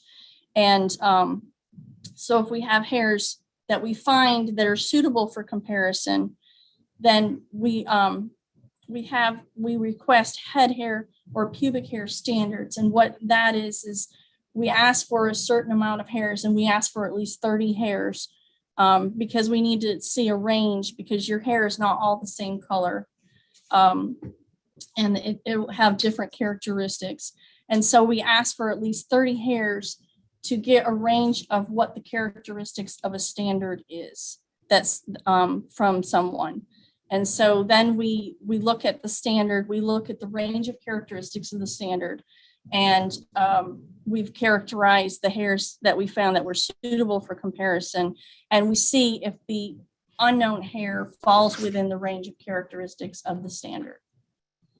So here in this case, it looks like you received standards on both pubic and head hair for 3 individuals. That's correct. Ms. Sheila Devine, a Eugene Mitchell, and a Guy Allen. Yes. And you had already told us a little bit about, so standard is just the known standard from somebody's head hair. So if you were to pluck 30 hairs out of my head right now, that would be my hair standard. Well, we asked for it to be from all areas of the head, so we're getting so basically what we're wanting a representative sample of what that person's hair looks like under the microscope. Okay, and the hair standards that you received in this case, is that what those standards are? There are multiple hair standards? There's multiple hairs that we look at the range of characteristics in order to see what the range of that person's hair would be. And then going through the items, the other items that you received, the pink bathrobe, the condoms, the mattress cutting, and the black coat, did you collect hairs off of those items? Yes, I would have collected the pink bathrobe, one of the condoms. On the condom located on the floor in the bedroom, I did not find any hairs on that item. And then the mattress cutting, and also the pubic hair combings, which the pubic hair combings are when they comb to see if there's any foreign hairs in the pubic hair. So I want to start with the pink bathrobe, and I would like you to tell us what hairs were collected from the pink bathrobe. One pubic hair with Caucasian characteristics was found on item 2, the pink bathrobe, which exhibited similarities and differences with the pubic hair standard in item 9.6, which is the pubic hair standard from Sheila Devine, and was different from the pubic hair standards in items 24 and 26, the pubic hair standards from Eugene Mitchell and Guy Allen. So with the similarities and differences with the item 9.6, that means that I could not make any conclusion as to the source of the hair with that, because it exhibited similarities and differences with her standard. It was different from the pubic hair standards in 24 and 26, and that means no association could be made between the unknown hair and the hair standards from Eugene Mitchell and Guy Allen. One head hair with Caucasian characteristics was found on item 2, which was similar to the head hair standard in item 22. And this means that the hair could have come from Sheila Devine. However, the microscopic comparison of hair does not constitute a positive means of identification, meaning I can't say it was definitely her hair. And different from items 23 and 25, and that means this hair, there was no association made between the unknown hair and the hair standards from Eugene Mitchell and Guy Allen. Hairs which were unsuitable for comparison were also found on item 2, and hairs may be deemed unsuitable for comparison due to body part origin, like I said, about not either not a head or pubic hair or facial hair, or the condition of the hair could also cause it to be unsuitable for comparison. So to break that down just a little bit, first I want to start with, you said that hair comparison, it is not a confirmatory 100%. You can't tell us that this hair came from any individual person. Is that accurate? That's correct. I can only say that it's similar. It could have come from that individual if I find it to be similar in color and microscopic characteristics. So the one pubic hair that was collected from the pink bathrobe, you stated that it had similarities and differences to Sheila Devine. Right, and when we say that, it's mostly similar, but there was slight differences in this case. There was some slight color differences, and also the tip of the hair had a difference that from her pubic hair standard, but otherwise it had similarities. But the result is that I cannot make a conclusion as to her standard with that. Was it more similar than different? If it was different, I would have said different. So it was only slight differences. And then the one head hair, you are able to tell us that the one head hair from the pink bathrobe is similar to Sheila Devine. It's similar, yes, to her head hair standard, and that means it could have come from her. Now going to item number 4, the condom located on dresser in the bedroom. Did you collect any hairs from that item? I did. I found 2 pubic hairs with negroid characteristics were found on item 4, which were similar to the pubic hair standard in item 26 in color and microscopic characteristics. This means the hair could have come from Guy Allen. However, the microscopic comparison of hair does not constitute a positive means of identification. And these 2 hairs were different from items 9.6 and 24. This means no association could be made between the unknown hair and the hair standards from Sheila Devine and Eugene Mitchell.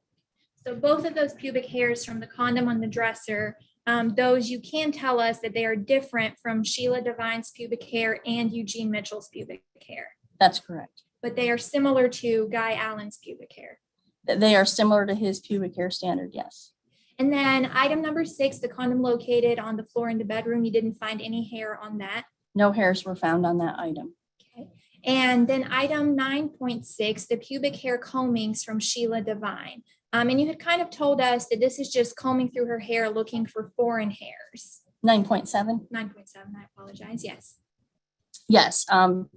Yes, the pubic hair combings are part of the kit processing where they comb through to look for any foreign hairs or other foreign material that might be there. And were any hairs collected from that? 3 pubic hairs with Caucasian characteristics were found in item 9.7, which were similar to the pubic hair standard in item 9.6 in color and microscopic characteristics. This means the hair could have come from Sheila Devine. However, the microscopic comparison of hair does not constitute a positive means of identification. Were those hairs different from the pubic hair standards of Eugene Mitchell and Guy Allen? Yes, sorry, and then the rest of the sentence, and the rest of my results on that one were, and that those 3 pubic hairs with Caucasian characteristics were different from items 24 and 26. This means no association could be made between the unknown hair and the hair standards from Eugene Mitchell and Guy Allen. Is it unusual to have the pubic hair combings be similar to the person whose pubic hair was combed? Especially with, combing through that own person's pubic hair standard, oftentimes you will get hairs that are similar to that person in the pubic hair combings. Now, the mattress cutting from the mattress in the bedroom, did you recover any hairs from that? I did. One head hair with negroid characteristics was found on item 19, which was similar to the head hair standard in item 25 in color and microscopic characteristics. This means the hair could have come from Guy Allen. However, the microscopic comparison of hair does not constitute a positive means of identification. Again, I can only say that it could have come from Guy Allen. I cannot say that it did. And it was different from items 22 and 23. This means no association could be made between the unknown hair and the hair standards from Sheila Devine and Eugene Mitchell. Did you collect any other hairs from the mattress cutting? Yes, sorry. One head hair with Caucasian characteristics was found on item 19, which was different from the head hair standards in items 22, 23, and 25. This means no association could be made between the unknown hair and the hair standards from Sheila Devine, Eugene Mitchell, and Guy Allen. One pubic hair with mixed racial characteristics exhibited similarities and differences with the pubic hair standard in item 9.6, which was the pubic hair standard from Sheila Devine.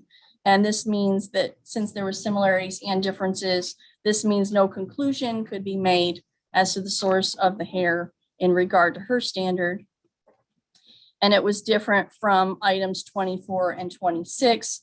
This means no association could be made between this hair and the hair standards from Eugene Mitchell and Guy Allen. Two head hairs with Caucasian characteristics found on item 19 were similar to the head hair standard in item 22 in color and microscopic characteristics. This means that this hair could have come from Sheila Devine. However, the microscopic comparison of hair does not constitute a positive means of identification. And these two head hairs were different from items 23 and 25. This means that no association could be made between these hairs and the hair standards from Eugene Mitchell and Guy Allen. And item 19 also contained hairs which were unsuitable, which again, they're deemed unsuitable for comparison due to body part origin or condition, or too limited for comparison. And hairs may be deemed too limited for comparison due to sample size or a lack of unique microscopic features. So item 19 also contained hairs which were unsuitable or too limited for comparison and animal hairs. And one of the hairs the one hair with mixed racial characteristics found on item 19, which was unsuitable for comparison, is suitable for nuclear DNA analysis. And did you actually send that hair off for nuclear DNA analysis? Yes, that was transferred to the forensic biology section. Okay. And I think we heard from Shannon Phelps earlier that she actually tested and consumed that hair. I believe so, but that's not on my report. That would be within hers. Just to make sure that I'm clear, when you are looking at the hairs under the microscope, what sort of characteristics are you looking for, and how are you able to tell us that a hair is similar to somebody based on the characteristics that you're seeing? There's a variety of characteristics that we look at, such as the diameter of the hair, the diameter variation of the hair, the color of the hair, which is basically the pigment is what lends the color to the hair. The pigment pattern is another characteristic that we look at. There's also a central canal in the hair called the medulla, on whether that's present or not present, or what the pattern of that is. So there's a variety. Also the cuticle, which is the scales on the outside of the hair. We also can look at that and see, and that's what through, and again, with a hair standard, there's going to be a range of characteristics. And then with the unknown hair, we look to see if that range of characteristics falls within the range of characteristics of the standard. And that is how you are able to tell us that the two pubic hairs from the condom and the one head hair from the mattress cutting is similar to Guy Allen. Right, they fell within the range of characteristics of the standard, yes. And then at a later date, did you receive additional items that you were asked to test? Yes, one additional item. And I believe earlier when you sat down, you told us that that item was the hair removed from item number 3, the dark colored unknown substance located on the dresser inside of Sheila Devine's bedroom. That's correct. And when did you receive that item, and what were you asked to do with it?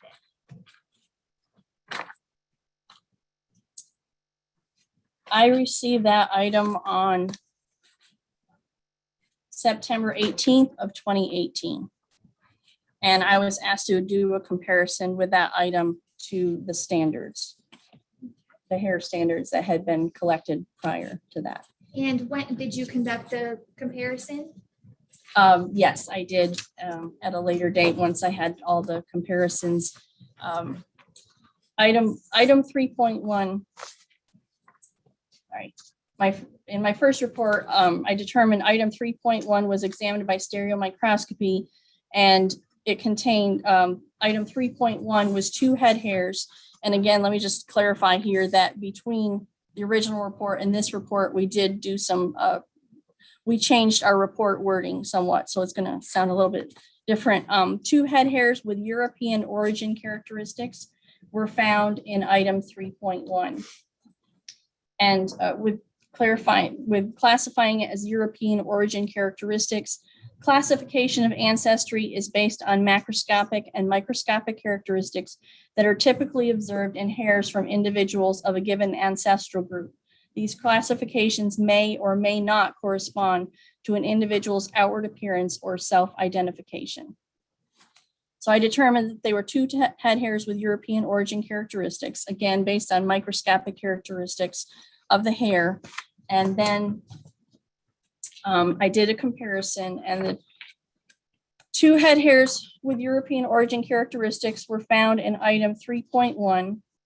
1 hair is similar to the head hair standard in item 22, which is the head hair standard from Sheila Devine, in color and microscopic characteristics.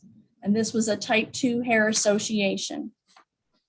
A type 2 hair association is an association with conventional characteristics, which means that the unknown hair falls within the range of all observed macroscopic and microscopic characteristics present in the standard, and it is thus consistent with the standard. The hairs, therefore, could have originated from the same source. There may be other hairs that would also be indistinguishable from the submitted evidence. The second hair, 1 hair was similar to the head hair standard, excuse me, the head hair standard in item 22 in color and limited microscopic characteristics. And because it was limited microscopic characteristics, that was a type 3 hair association. And a type 3 hair association is an association with limited characteristics. And the unknown hair falls within the range of all observed macroscopic and microscopic characteristics present in the standard. And as this is thus consistent with the standard, the hairs therefore could have originated from the same source. This type of hair evidence may be commonly encountered or may have limited comparative value. And the result of that means the hairs removed from item 3 could have come from Sheila Devine. However, the microscopic comparison of hair does not constitute a positive means of identification. The head hair standards in items 23 and 25 exhibit African origin characteristics. And again, the classification of ancestry is based on the macroscopic and microscopic characteristics that are typically observed in hairs from individuals of a given ancestral group. And it may or may not correspond to that individual's outward appearance or self-identification. But those exhibited African origin characteristics, and the 2 hairs in item 3.1 are different from items 23 and 25. And that this means that the hairs removed from item 3 did not come from either Eugene Mitchell or Guy Allen. And an elimination is the unknown hair and the hair standard exhibit distinct macroscopic differences and therefore do not originate from the same source. So ultimately, although we know you can't confirm 100% that these hairs belong to Sheila Devine, the characteristics that you observed of the 2 hairs that were removed from the dark colored unknown substance from her dresser were similar to her head hair standards. Right, and they were similar in color and microscopic characteristics, meaning they could have come from Sheila Devine. And Ms. Seidel, let me ask you, while at the lab or at the lab in general, what do you do with the evidence before you test it, while you test it, and after you test it? The evidence is kept sealed in my locker, which is locked before I test it. While I'm working on it during the day, we're in a limited space area where it's only my coworkers and I. And then when it's the end of the day, it's kept locked. And then when it's before it's released, everything is sealed up and then returned. And it's kept sealed in a locked area before it's returned to the agency. And we heard from you that the evidence had come to you, then went somewhere else, and then you received an additional piece of evidence. Was it locked, sealed while in your custody the entire time? The evidence would have been secure in my custody during the time that I had it, yes. Those are all the questions that I have for you at this time. Thank you. Mr. Boyd? Sure.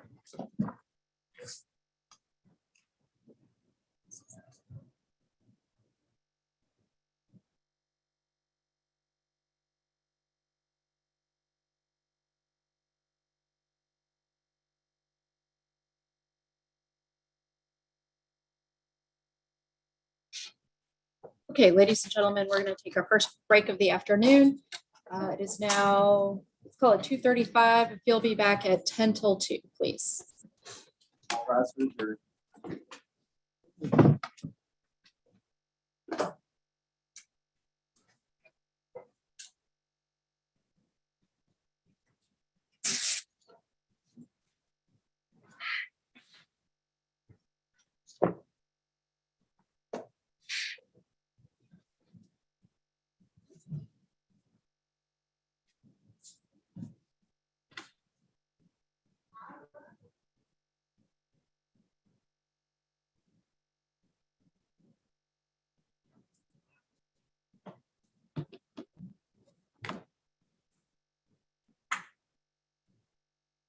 You all may be seated. Anything before I go off the record?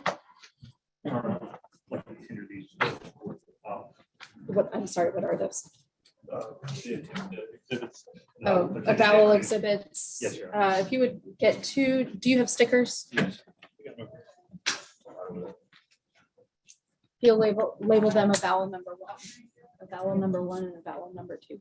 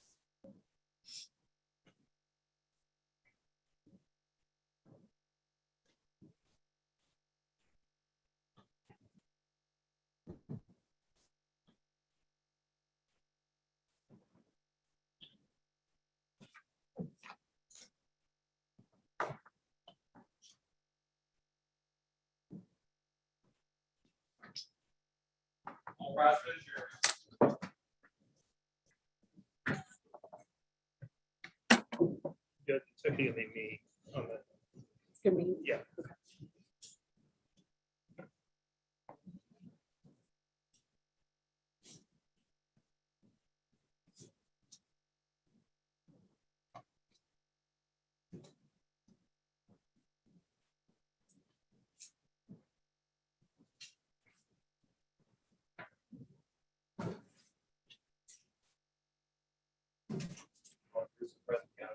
Thank you. You all may be seated. Does anyone have anything to report to the court with respect to the admonition? All right, Mr. Van Treese, you may continue. Thank you, Your Honor. It's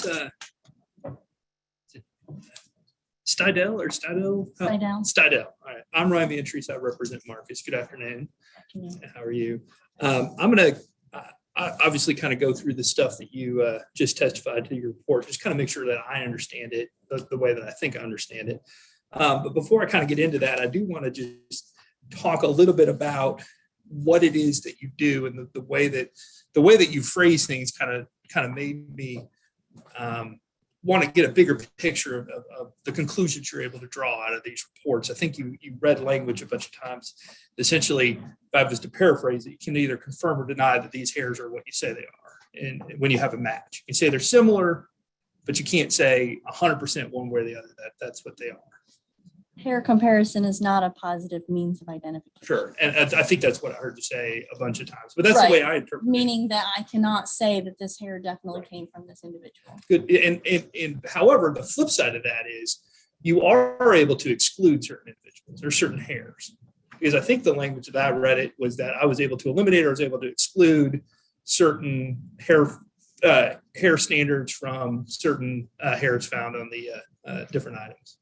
Right. I did make a conclusion of elimination on my last report. Yes, that the hairs did not come from those individuals. So put that concisely. You tell me if I'm phrasing this wrongly. When you say something similar, that's exactly what you mean. It's similar. However, when you say something's eliminated, you could say that definitely didn't come from that person or that hair. That's correct. And it's a narrow classification that we only use certain, when there's certain characteristics. Sure, I appreciate the distinction. I appreciate you taking the time to be real exact about that because that's obviously very important about what we're talking about. So I just wanted to make sure that I understood it. And so I appreciate you going through with that a little bit with me. So I do want to talk a little bit about some of the actual testing you did in your report. I'm going to take them kind of in order that I wrote them down. They may not be exactly the way they're ordered on the report, but I'm gonna try to reference the numbers so you can follow along. So the first thing that you took, or the first thing that I have written down that you tested was this bathrobe, and I believe that was item number 2, correct? That's correct. Okay, I'll flip back to my notes here. Item number 2 is the bathrobe. I think that you said you were able to find again that it was similar to Sheila Devine, but you were able to rule out Guy Allen. Is that correct? There was a pubic hair that I was not able to make a conclusion Right. as to Sheila Devine. I said it was different from the pubic hair standards from Eugene Mitchell and Guy Allen. The head hair with Caucasian characteristics that was found on the bathrobe was similar to the head hair standard from Sheila Devine, meaning that it could have come from Sheila Devine and was different from the head hair standards from Guy Allen and Eugene Mitchell. So to just put it simply, 2 hairs, 1 pubic, 1 head. Neither one of them came from Guy Allen. Is that correct? They had Caucasian characteristics. At the time of this report, when we wrote these reports, our results are when it's different is a non-association, Right. which means that no association was made to those hair standards. Understood. Then we have the next item I have is number 4. I think I am actually going in order on your report, is the condom on the dresser. Are you with me on that? Yes, Okay. You were able to compare a pubic hair on that one. Is that right? 2 pubic hairs. Right. And that is where you did find some similarities between Mr. Allen's standard and those pubic hairs. Is that correct? Yes, I found that the 2 pubic hairs were similar to the pubic hair standard in item 26, which was the pubic hair standard from Guy Allen in color microscopic characteristics, meaning that it could have come from Guy Allen, but again, it's not a positive, the comparison is not a positive means of identification. And those 2 pubic hairs were different from the pubic hair standards from Sheila Devine and from Eugene Mitchell. Just to be clear, and when it references it in there, but it's listed as the condom on the dresser, and that means to me, and I'm sure it means to you, that's one of the condoms that was found at the scene, correct?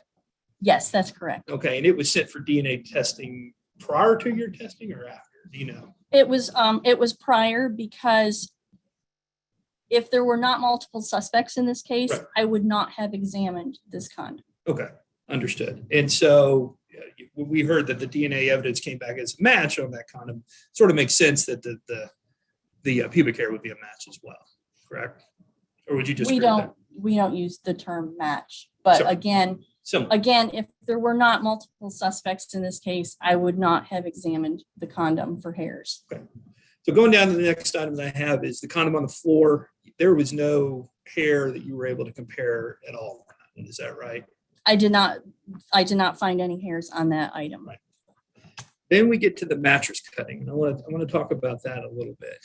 I think we heard and saw some on the screen there that you were able to pull several hairs off the mattress cutting for comparison. How many actually were you able to pull?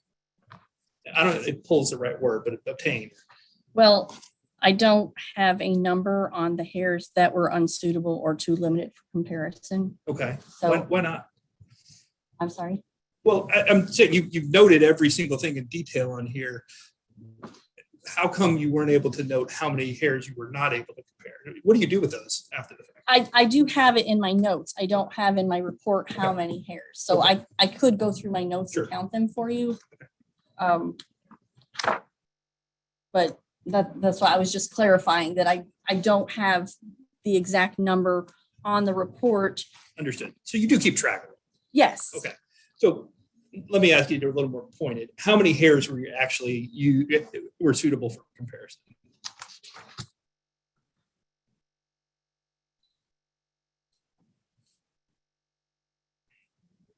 Five.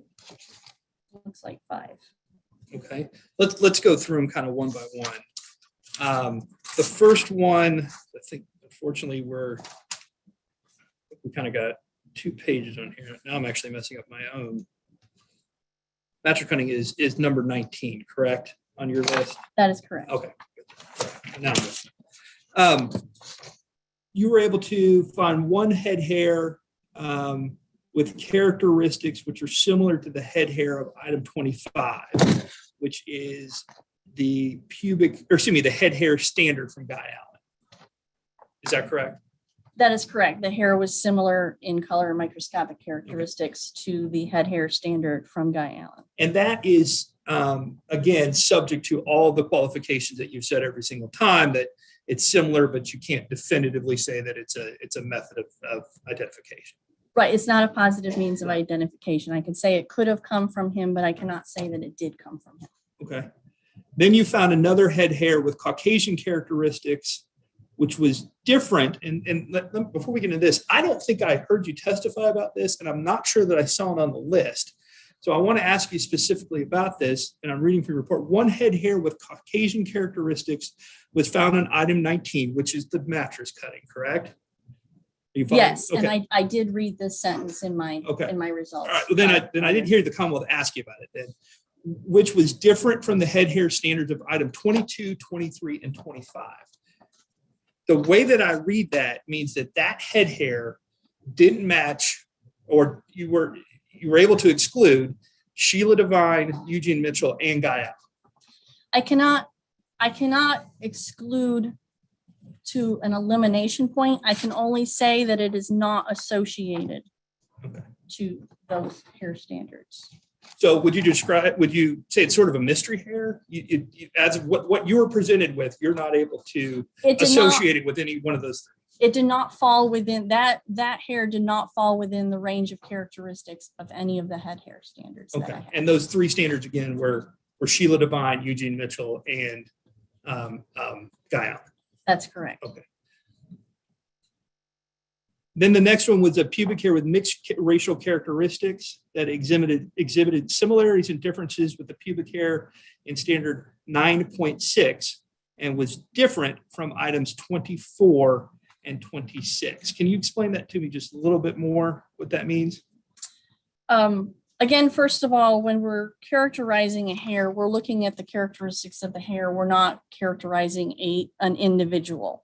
So the characteristics of that hair had mixed racial characteristics. It wasn't just Caucasian. It had some other characteristics to it, which Asian would also fall under that, which would be like Native American characteristics could also include mixed racial. And so the pubic hair exhibited similarities and differences with the pubic hair standard in 9.6, which is Sheila Devine's pubic hair standard, meaning that it had slight differences, that there was more similarities and just some slight differences. And when there's slight differences, then we say it's no conclusion because it doesn't quite fall within the range. And so so there's no conclusion as to her hair standard. However, it was different from the other two hair standards. And so there was no association to those hair standards. Okay. And again, let me just make sure I understand that. We were able to say that they were different from Guy Allen and Eugene Mitchell, right? Right. Okay. They were similar to Sheila Devine. There were slight. And I understand you're saying slight differences. That's right. You just said exhibited differences. Right. Exhibitary similarities and differences. Yes. Right. So then the next you have was two head hairs with Caucasian characteristics found on item 19, which again, we're talking about this part of the bed, which were similar to the head hair standard in item 22 and microscopic characteristics and differences from 23 and 25. Unpack that for me. Okay, those two head hairs were similar to the head hair standard in item 22, which is Sheila Devine's head hair standard. So they were similar in color and microscopic characteristics to her hair standard. They fell within the range of characteristics, meaning that those hairs could have come from Sheila Devine. Again, however, it's not a positive means of identification, and they were different from items 23 and 25, meaning that no association with these hairs could be made between these unknown hairs and the hair standards from Eugene Mitchell and Guy Allen. So again, just make sure I understand, similar to Sheila Devine's, but different from Guy Allen and Eugene Mitchell. Different from their hair standards, and so no association could be made. And the last thing I think you had on there was hair with mixed racial characteristics found on item 19, which was unsuitable for comparison, but is suitable for nuclear DNA analysis. I just have one question on that. That was the one that was sent off for further testing. What made it unsuitable for comparison? Hairs are found unsuitable for comparison if the body part origin is not either head or, and that's what the footnote, hairs are deemed unsuitable for comparison, either due to body part origin or condition. Body part origin meaning that it didn't have the characteristics of either a head or pubic hair. So it was some other part of the body, like a limb hair or something like that. And what made it suitable for the DNA analysis?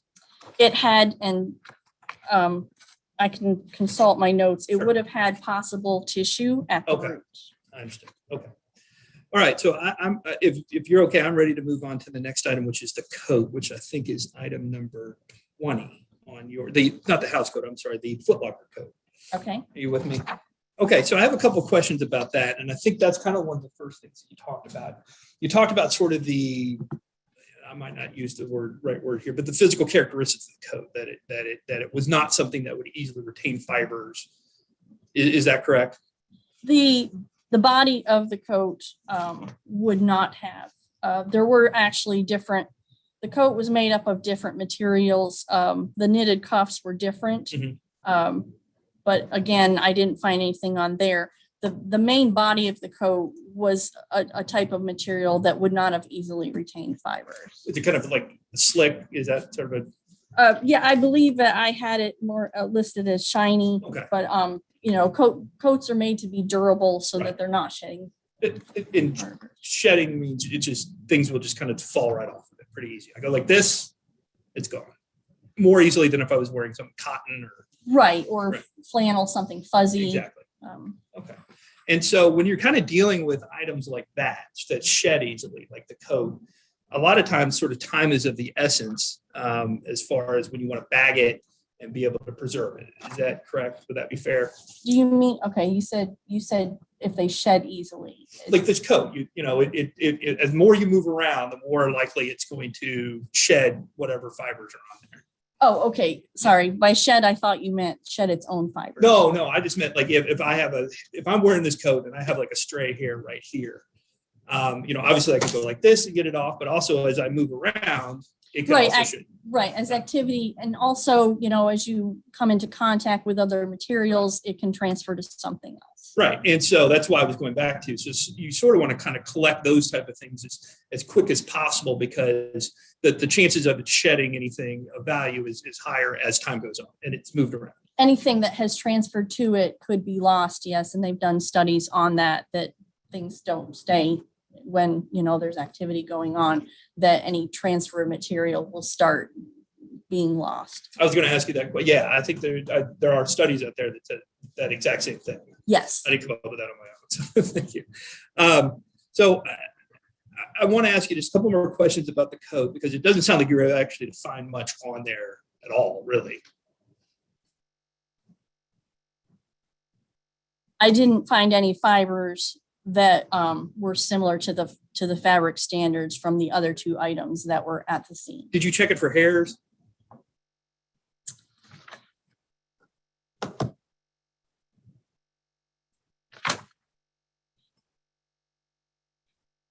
I checked it for hairs. I was narrowing in on hairs that had Caucasian characteristics. And because that was what Sheila Devine's standard had, and there were no hairs with Caucasian characteristics found on that item. Okay. And again, you're only dealing with the coat and the condition it came to you, meaning if they were there and they shed off, you obviously wouldn't have them, correct? I wouldn't know whether something would have been there or not. I mean, so let me ask you this. You also got this coat after it went to the DNA lab, is that right? And I may not be using the term correctly, but the part of the lab where they did the DNA analysis. I believe I had it first. I'll need to consult my notes.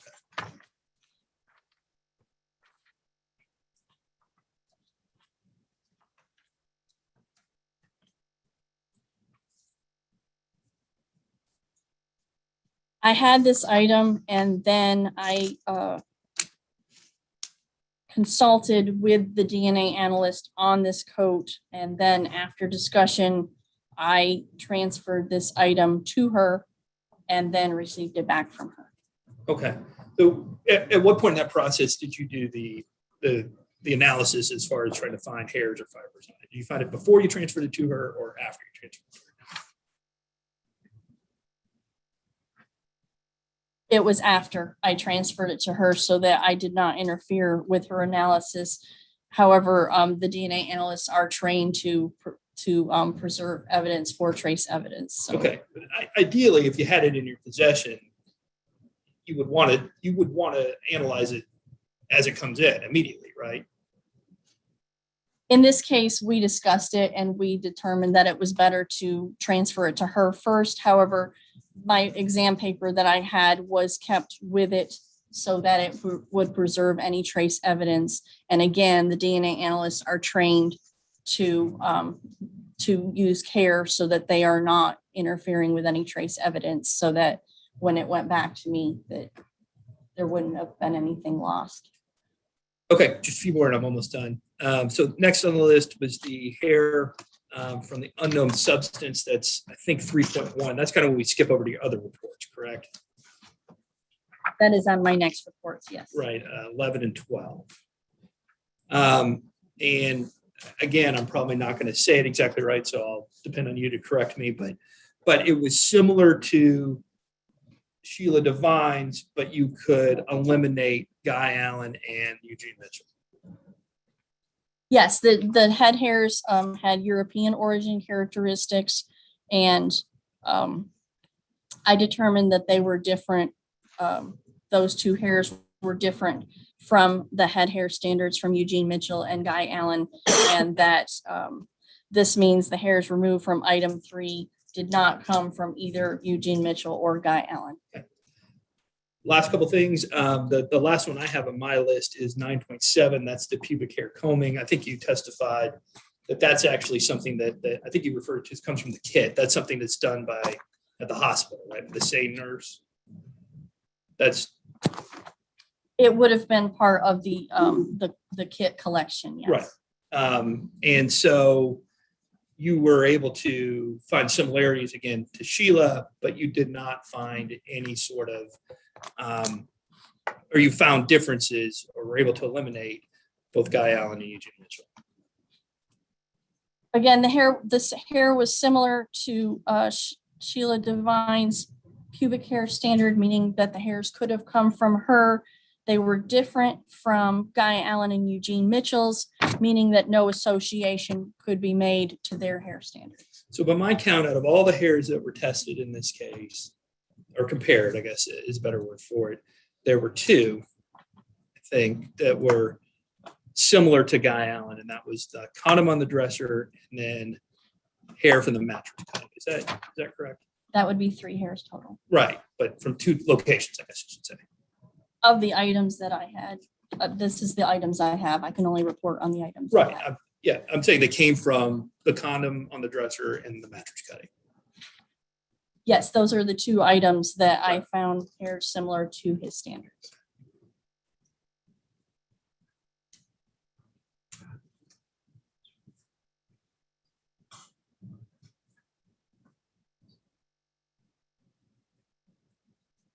Let me ask you real quick. So is this,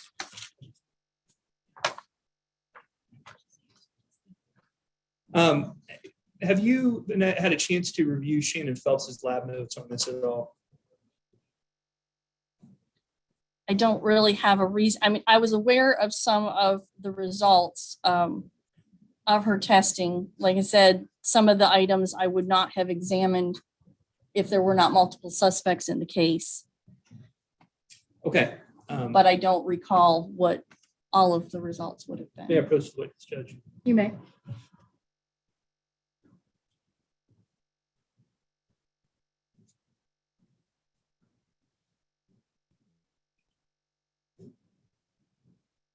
So what I'm going to show you, and unfortunately I have to do it on the computer here, so adjust it if you need to.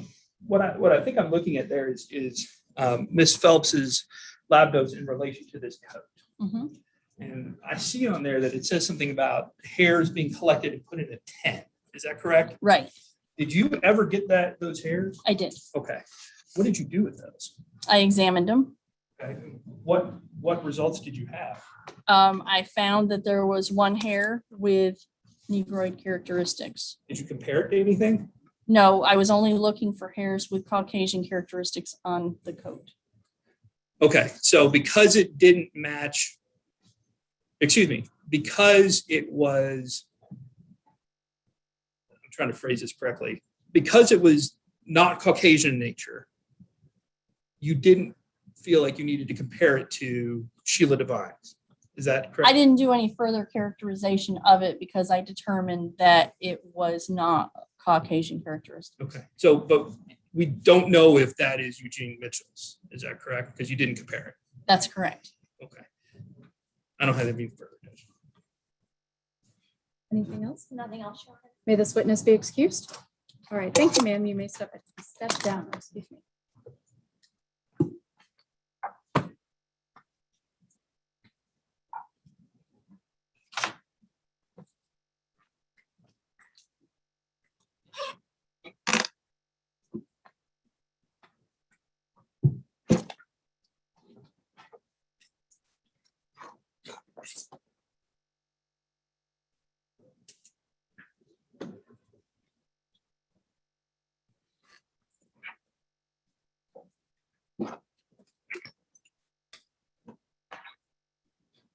Next witness for the Commonwealth.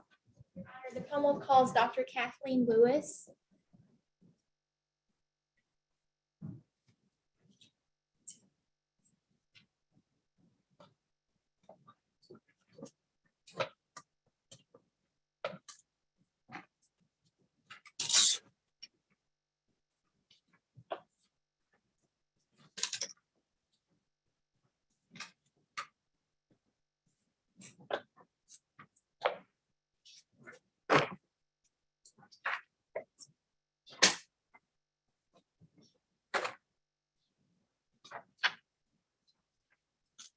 Good afternoon, ma'am. If you'll just step forward to our temporary witness stand there. Before you have a seat, if you would please raise your right hand. Do you solemnly swear or affirm that the testimony you are about to give will be the truth and the whole truth? Yes, I do. Thank you. Please have a seat, make yourself comfortable. You can leave your mask on or take it off, depending on your preference. Just speak into that microphone right in front of you so that everyone in the courtroom can hear you. Ms. Gagnon, go ahead. Thank you, Your Honor. Good afternoon, Dr. Lewis. Hello. Could you please introduce yourself to the ladies and gentlemen of the jury? So I'm a Dr. Barbara Kathleen Lewis. I'm sorry, what else do I say? How are you currently employed? Oh, I work as a hospitalist at Norton Audubon Hospital. And what is a hospitalist? A hospitalist is usually a general practitioner, such as internal medicine or family medicine, that specializes in hospitalized patients. And Dr. Lewis, how long have you been practicing medicine? I've been practicing since 2006. Tell us a little bit about your educational background. I went to undergraduate at Bellarmine, and then I went to medical school at University of Louisville.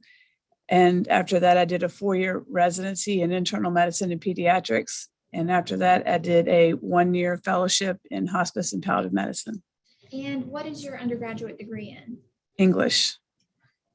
And then you went to medical school and completed your fellowship. I did. Residency. Okay. And what about 2013? Where were you employed in 2013? I was employed as a hospitalist at the University of Louisville Hospital. How long have you worked at U of L? I worked in 2013. In general. I worked there for 6 years.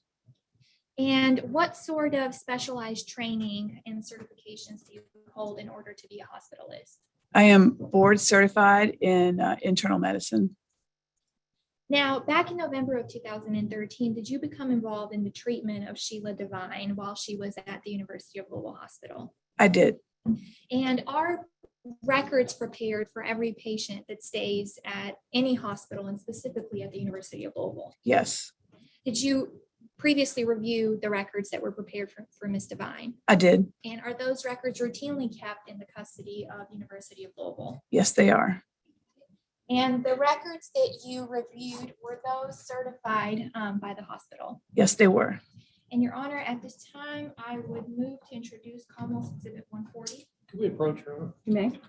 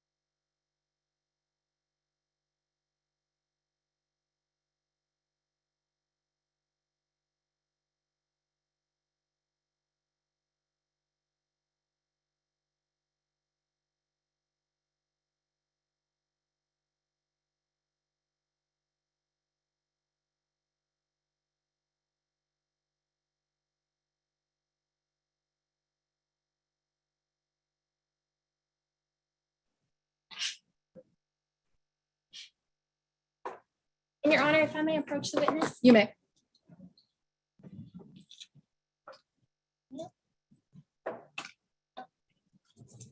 What exhibit number was that, Ms. Gagnani? 140.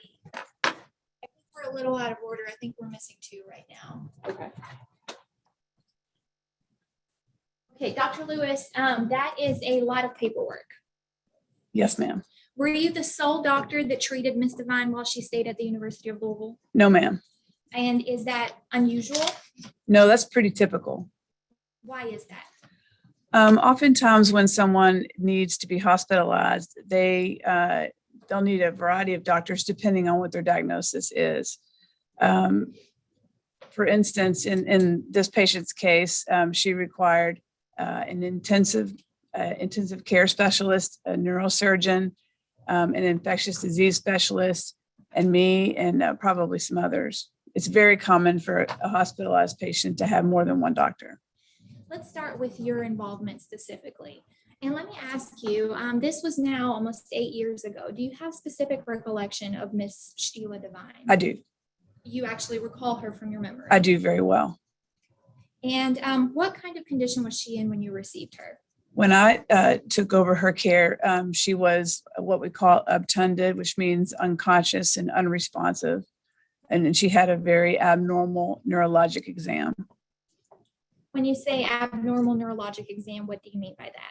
I mean that she had a devastating brain injury that kept her from doing things like opening her eyes on command or being able to speak or being able to have any purposeful motion of her body at all. So you weren't able to speak to her. No. And on what date did you receive her? 11/22/13. And what date was she discharged? That same day. That same day. Mhm. What was the purpose of your care? So my job at the time was to take care of patients who were transferred out of the intensive care unit. So her family had elected to pursue comfort care only. And at that point, she was taken off life support and then transferred to me. And my job was to continue her comfort care. So I was basically tasked with managing her end of life, whatever she needed at the end of her life. At that point, the family had elected to allow a natural death. And so my job was to essentially to help her die. And what does that entail? What is comfort care? Comfort care is a focus on the patient's comfort only and their quality of life only. When you have comfort care, you are no longer trying to treat specific medical problems. You are solely focused on comfort for the patient and allowing them to die in a dignified way and comfortably. Now, she only stayed with you on November 22nd. Where was she discharged to after that date? She was discharged to inpatient hospice facility. And what happens at hospice? They continue doing comfort care Until the patient passes? until the patient passes. Now, going back to the very beginning of her arrival at the University of Louisville Hospital, and as part of your care, you've had the opportunity to review her entire records and all of the care that was administered to her. Yes, ma'am. So starting with the emergency room, we heard from EMS yesterday, and starting with the emergency room, what information about her medical history did they have at the emergency room? They had none because she wasn't able to speak. Were they aware of an assault or a sexual assault? Yes, they were. And did they note that in the records? Yes, they did. What was her condition upon arrival at U of L? Similar to the condition that she was in when I took over her care, she was obtunded, unconscious, having no purposeful movement, and unable to protect her airway, unable to breathe safely on her own. And what sort of care is administered to a patient that cannot protect their airway?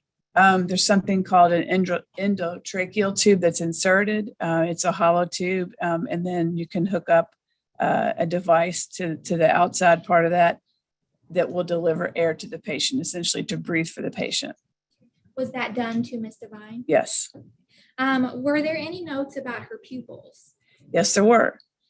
Tell us a little bit about that. What did the doctors note about her pupils? So her pupils were more dilated than they should have been. When someone shines a light into your eye, your pupils constrict.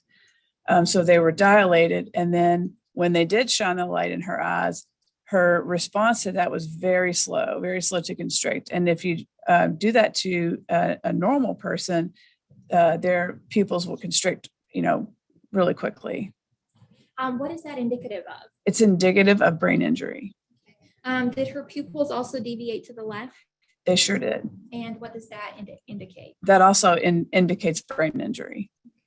Now, I want to talk to you about the blood draw that was done in the emergency room. Okay. Is that standard practice? Yes, it is. And was that blood sent off for toxicology? Yes, it was. What were the results of the toxicology labs? The only positive thing that came up was cocaine. And was that a confirmatory or a presumptive test? A presumptive test. What does that mean?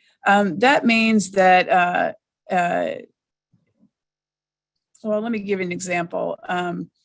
You can presumptively test positive for something, and if you're not sure, then you can send that to the lab for confirmation. And there are things other than, like, for instance, if you tested positive for cocaine, there are other things that could potentially make that cocaine on the tox screen, not necessarily cocaine. It could have been, well, like, for instance, amphetamines, a screening test for amphetamines will often be positive, but the confirmatory test is negative for amphetamines, and some other substances found to have become, made it look like it was positive on the preliminary test, if that makes sense. So what we have in the medical record is a presumptive positive test for cocaine. Correct. And negatives for everything else? Correct. Including alcohol? Yes. So we also heard and saw a photo of a Foley catheter. What is a Foley catheter? A Foley catheter is a hollow tube that is inserted into your urethra, or the plumbing with which you use to urinate. It's inserted up into that tube, into the bladder, for the purposes of sort of controlling urinary output. And did Miss Devine receive a Foley catheter? She did. While in the ER? She did. I believe it was in the ER, but I'm not entirely sure. I'm not 100% positive. That's okay. Okay. And if I could have you reference the medical records and the emergency room note, would that help you give us an answer? Yes. Give me just a minute. Specifically, the emergency room note.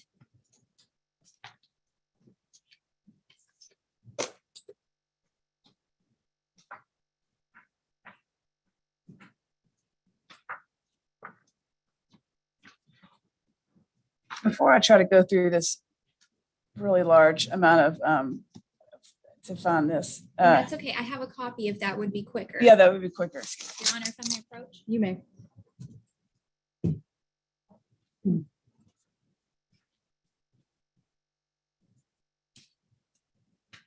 Take a look at that and let us know if that.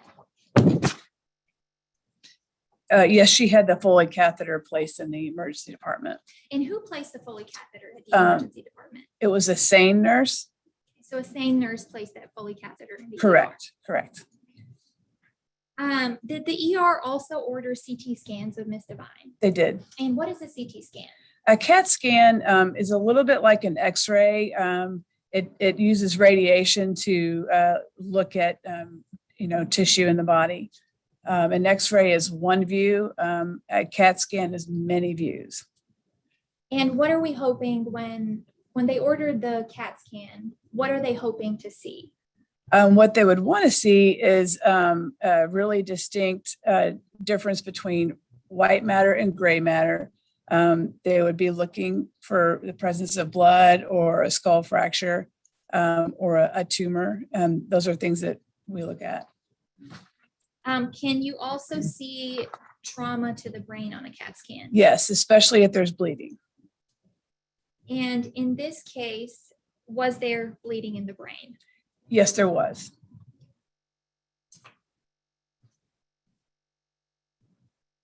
Now, going to the procedures that Ms. Devine underwent while staying at the University of Louisville Hospital, did she undergo multiple CAT scans? She did. And in summary, what did all of those CAT scans show? They were all consistently showing what we call signs of anoxic or hypoxic brain injury. You could not easily distinguish gray matter from white matter. Let me sorry. stop you- let me Okay. stop you right there. Okay. What is gray matter and what is white matter, and what is the significance of those two things? So the gray matter is where all of the functions of the brain occur, such as thinking or vision or hearing.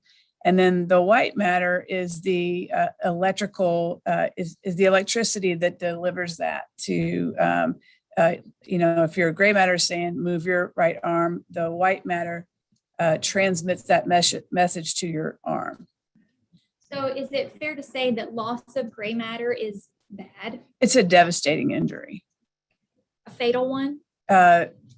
Yes. So you mentioned anoxic or hypoxic brain injury. Mhm. What are those and how are they caused? Anoxic and hypoxic brain injury are very similar. It's caused by lack of blood flow to the brain, lack of oxygen to the brain. And is that consistent with the strangulation? Yes, Did Ms. Devine also undergo several MRIs while at the hospital? she did. And what is an MRI? An MRI is different from a CAT scan. It uses a magnet to look at many different portions of the body. In the case of the head, it shows really, really fine detail of the brain matter. And does the MRI reveal, in Ms. Devine's case, did the MRI reveal any injury to her left frontal lobe? Yes, it did. It showed what we would call a ischemic stroke, where there's lack of blood flow to that particular area. What about the right cerebral hemisphere? The same thing there.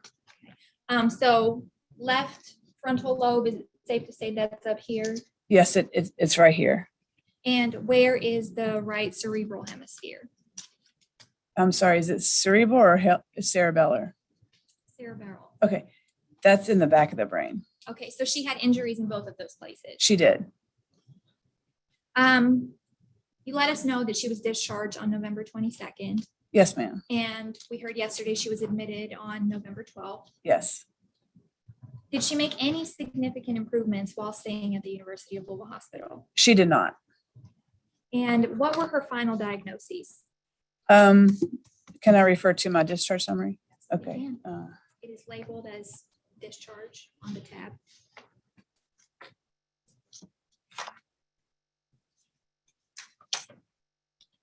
Okay. So her final diagnoses were anoxic brain injury and respiratory failure secondary to a fall, traumatic dissection of the left common carotid artery secondary to assault, aspiration, left occipital lobe hemorrhage, and laceration of the stomach. Starting with that first one, you said anoxic brain injury and respiratory failure secondary to a fall. That's what I dictated, yes. And was that correct? Is that correct? They're two separate things, and in hindsight, I could have done a better job differentiating the two. The anoxic brain injury, hypoxic brain injury, that is a result of lack of blood flow.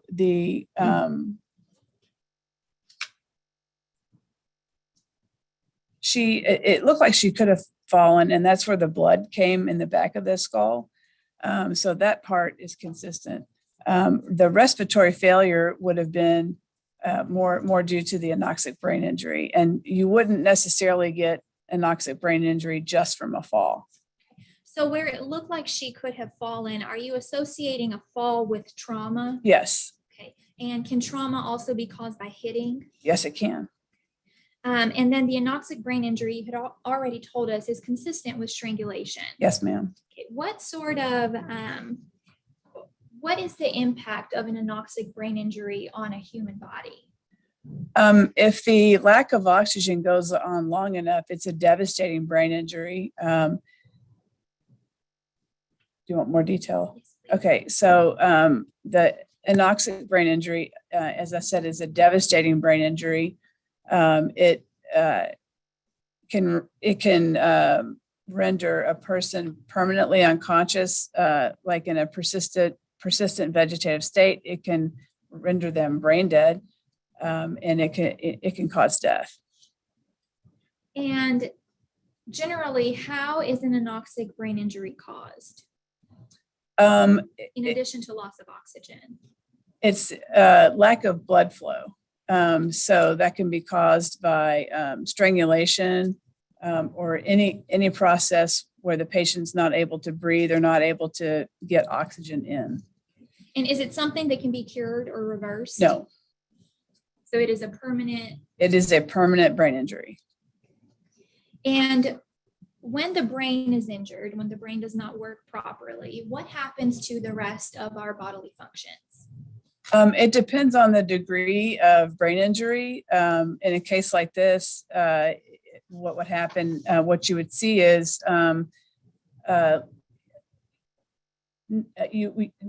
abnormal pupil reflexes, abnormal other types of reflexes that the body has. It would keep a person from being able to, like if you ask that patient, please, squeeze my hand, they would be unable to do that. The degree of being unconscious would be such that the patient would not be able to respond or talk, or track you with their eyes. Their eyes might be open, but they have no purposeful vision. They're not looking at anything in particular.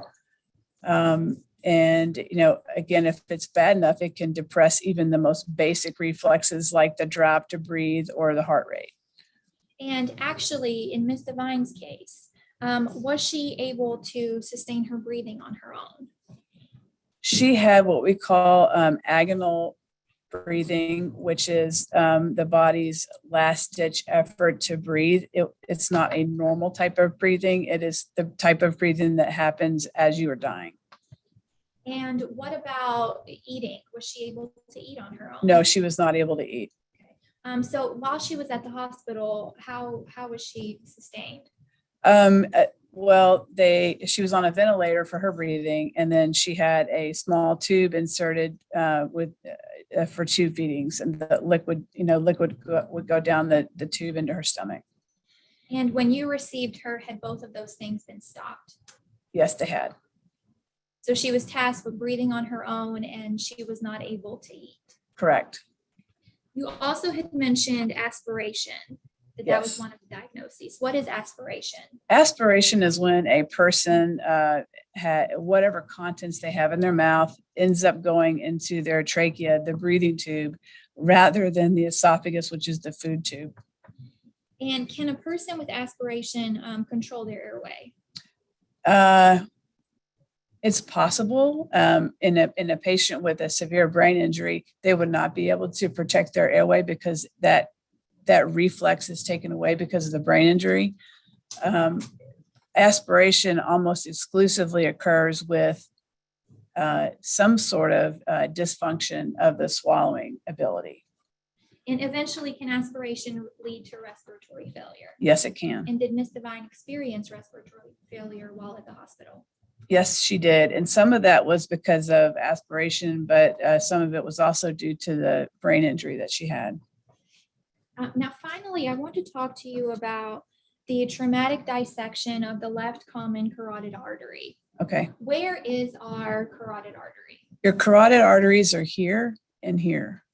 And what is the purpose of our carotid artery? The carotid artery's main purpose is to distribute blood from about here up, definitely to the brain.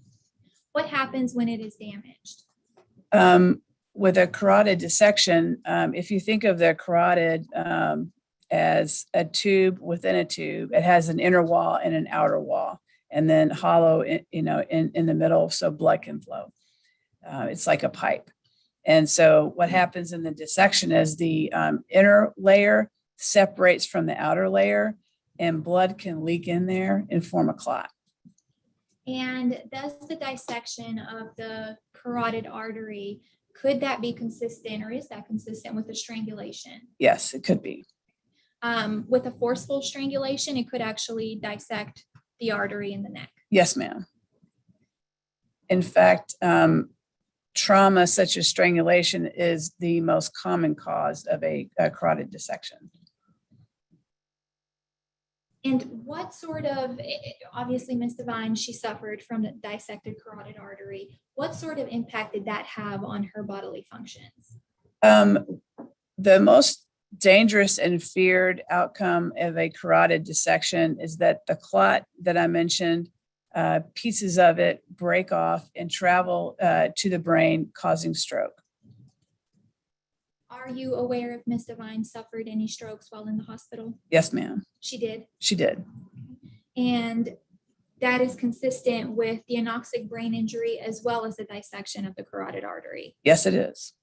Those are all the questions that I have for you at this time, Dr. Lewis. Please Okay. answer any questions defense counsel might have. Okay, thank you. Mr. Boyd? Good afternoon, Ms. Lewis. I have just a few short questions for you, Sure. okay? One of these things you actually already spoke to. You stated that there were toxicology reports, or there was a toxicology lab that was performed that was tested positive for cocaine. Is that correct? Yes, sir. Do you recall what time that lab was taking place? I do not recall. Okay, and I know that you've got a large stack there, and I'm not sure the order that is in. So You may. I'm gonna let you view this here. You can see the. Yes, I see that. What, does that help refresh your recollection of when that was performed? Yes, it refreshes what I saw reviewing the medical record, but I was not there at the time. Okay. I was not there when this lab was done. You weren't? No, sir. Okay. Can you are you able to testify to the contents of that as far as what date and time? Yes, sir. Okay, and what date was that? 11/13/2013. It looks like about 3:05 in the morning. Okay, so that would be, I would say 10 a.m. to 12, approximately 15 hours after her initial admission to the hospital. I think so. Okay, because she arrived at approximately 10 a.m. on November the 12th. Okay. Additionally, and I know this isn't, this was actually dictated by Forrest Arnold. There is and I know you said when Miss Devine actually came in, you didn't have any knowledge. She had obviously just suffered something traumatic, and I'm sure the goal was to try to stabilize her as quickly as possible. At some point, some social history was gathered. Can you provide what social history was given to the hospital? Again, I was not her treating physician at the time, but her family reported that she used alcohol occasionally. She was a smoker, and that she would occasionally use cocaine. Okay. Thank you very much. I don't have any further questions. All right. Anything else? Nothing further, Your Honor. May this witness be excused? Thank you, ma'am. Next witness for the Commonwealth. Your Honor, the Commonwealth calls Dr. Victoria Graham.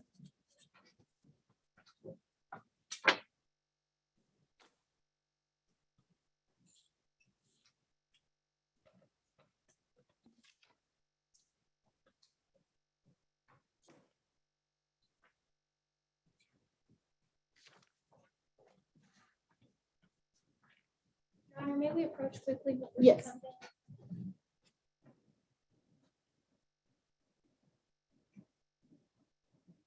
I don't recall it.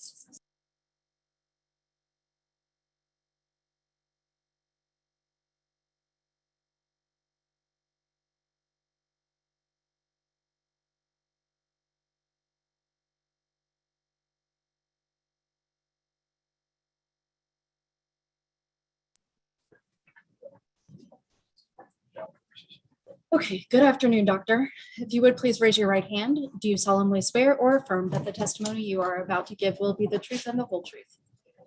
Thank you. Please have a seat. Make yourself comfortable. If you would just speak up into that microphone, you can take your mask off or leave it on depending on your preference. Please answer questions from Ms. Gray, and then the counsel for the defendant may have questions as well. Good afternoon, Dr. Graham. If you would please introduce yourself to the jury. My name is Victoria Shively Graham. And how were you employed back in November of 2013? I was employed by the Office of the Chief Medical Examiner in Louisville, Kentucky. Okay, and what was your position there? I was a medical examiner. And explain to the jury, I guess, what is a medical examiner? A medical examiner is a forensic pathologist. Okay, I am a medical doctor that has done training in pathology and then a training in forensics. And we do autopsies for criminal cases or accidents, suicides, unknown deaths. Right. Can you tell the jury what your educational background is? I have a degree in biochemistry and molecular biology from Center College. I attended a medical school at the University of Louisville. I then did training in anatomic and clinical pathology at the University of Missouri. Then I did a fellowship in forensic pathology at the Office of the Chief Medical Examiner in Louisville, Kentucky. And how long were you at the medical examiner's office here? I started training in 2009. Then I worked in the Frankfurt Medical Examiner's office and then at the Louisville office until 2014. Okay. And have you since left the medical examiner's office to practice in other fields? Yes, ma'am. All right. Going back to November, well, let me ask you a little bit about the medical examiner's office.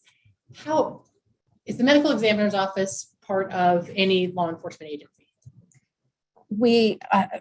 We're part of the state. I said the Department of Justice.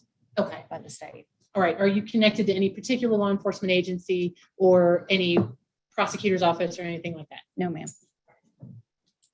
How is it determined who in the medical examiner's office will perform an autopsy? It's random. It's whoever is there or whoever is on call, whoever prefers to do that case. We have to get the cases done for the day. So on November 30th of 2013, were you assigned to examine victim Sheila Devine? Yes, ma'am. All right. And when you conduct an autopsy, do you prepare a written report? Yes, ma'am. Do you prepare a written report for every autopsy that you conduct? Yes, ma'am. All right. And what is the basic purpose of the written report?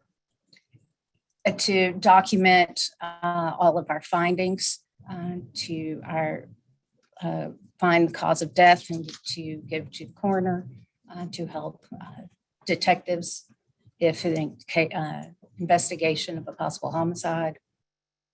Okay. About how many autopsies per year does a medical examiner in Jefferson County perform? At the time I was there, approximately 200. So would reports be necessary, obviously, for your own memory as to details as well? Yes, ma'am.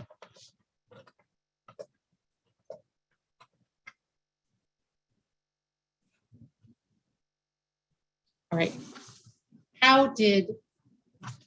When did the victim arrive at the medical examiner's office in this case? I did the autopsy on November 30th, 2013. Okay. And from where was she received? She was from the University of Louisville Hospital. Okay. As part of your autopsies, do you also take photographs to document the condition of the victim and your examination? Yes, ma'am.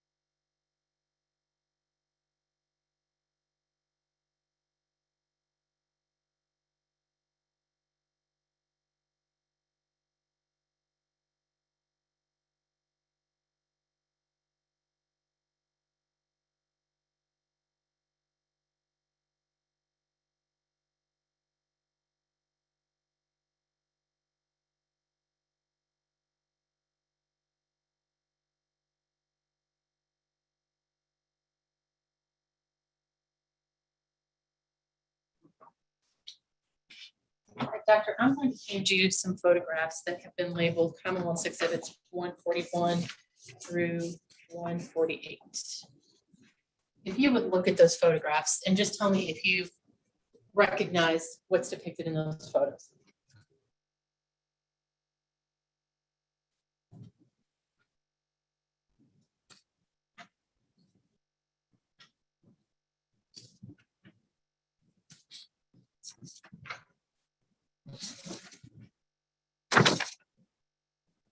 Okay. And do those photos accurately represent the condition of Sheila Devine and the photos that you took of her internal injuries? Do they accurately demonstrate what you observed as part of your autopsy? Yes, ma'am. At this time, the Commonwealth would move to admit those exhibits and publish throughout her testimony. Subject to previous discussion.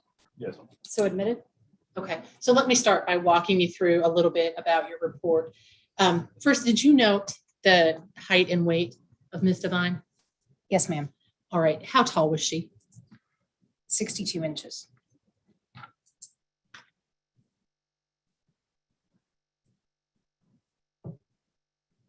Okay, and how much did she weigh when she arrived at the medical examiner's office? 94 pounds. All right. Now, if someone arrives at the medical examiner's office after having been hospitalized for a significant amount of time, does that impact anything about how you conduct the autopsy? No, ma'am. Okay, explain to the jury the basic process for an autopsy. We start all autopsies by examining the externals. So that includes height, weight, hair, eye color, their teeth, any scars or tattoos they may have. We continue to document any medical therapy that we identify. We then identify injuries that we can see externally. Then we move on to the internal examination, where we look at all the organs in the body, and we document natural disease as well as injury. We then also take blood and urine for toxicology. Then after analyzing all of that, we come up with a report. Okay, now in this particular case, when she had been in hospital and then hospice care for over 2 weeks before she arrived, for blood and toxicology results, would you expect what was in her system at that point to be something that was administered as part of her ongoing medical care? Yes, it was from the hospital. Okay.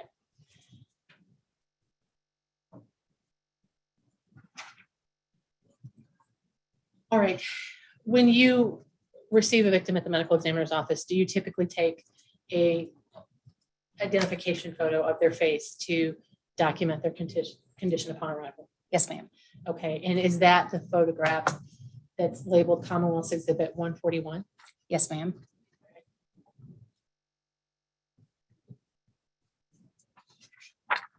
And is that how Ms. Devine appeared when she arrived Yes, ma'am. at the medical examiner's office?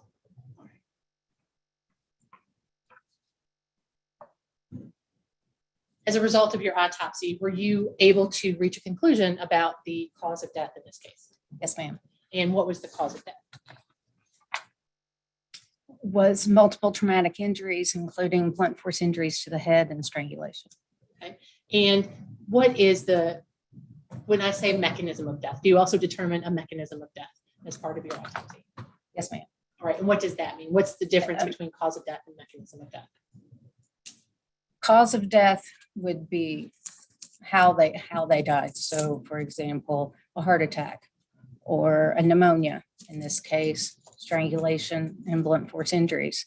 The mechanism of death is how that affects the body physiologically. So in this case, it's asphyxia, and asphyxia being the lack of oxygen. All right, if we could start walking through your examination and your findings during your autopsy. So was there obvious evidence of medical treatment when you received her? Yes, ma'am. All right. As part of your examination, did you, I guess if you would just kind of walk us through your report, starting with the cardiovascular examination.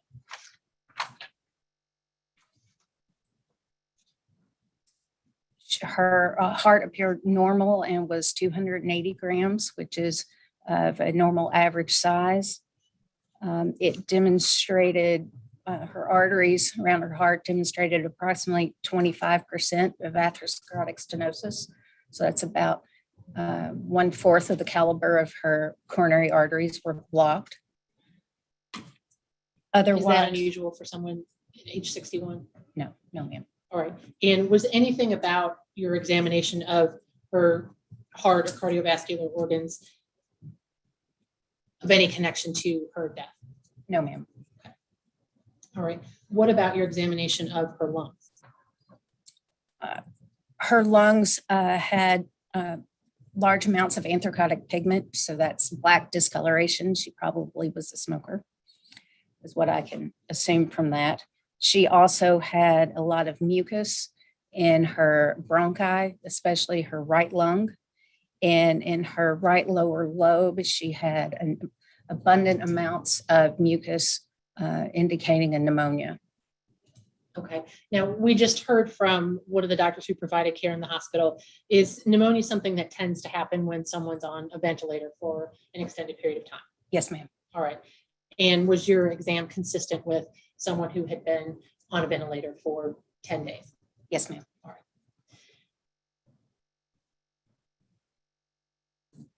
Was there anything in your examination of the lungs that any natural disease that contributed to her death? No, ma'am. All right. And your examination of the lymph nodes, was there anything significant from your examination of the lymph nodes? Other than their anthracotic means they're dark colored, which would go along with the dark coloration of her lungs. Okay. And were there any unusual findings in your exam of her liver? Her liver was yellow brown in color, which could be that she had a fatty diet. So that could indicate a fatty liver. Okay. Your genitourinary exam. Now, explain, I guess, anatomy wise, what that would entail. Genitourinary means the kidneys, bladder. For a female, it includes the uterus and the ovaries. Now, in a case involving a sexual assault, if the victim dies immediately and is brought to the medical examiner's office, would your office collect evidence related to a sexual assault? Yes, ma'am. Right. If the patient had been in the hospital for over 2 weeks, would you typically collect or look for evidence related to a sexual assault? No, ma'am.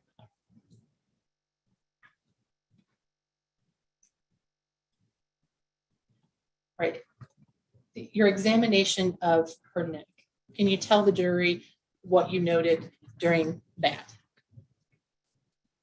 When we looked at her neck, in the part of her neck that you would call your windpipe, there was a small contusion. Her esophagus also had a contusion. A contusion is just a fancy word for a bruise.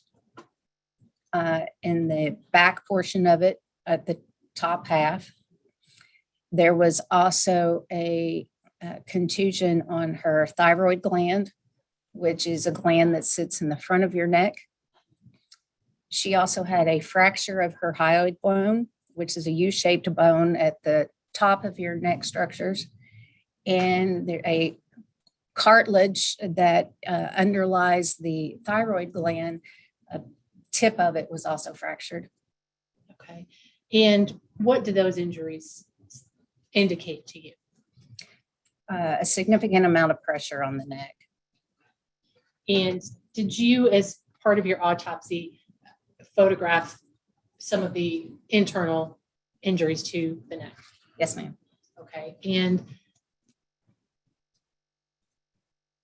starting with the photo of the contusion to the esophagus.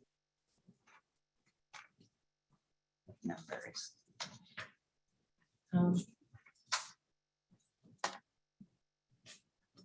148. I'm going to put that up on the screen and I'll make sure I.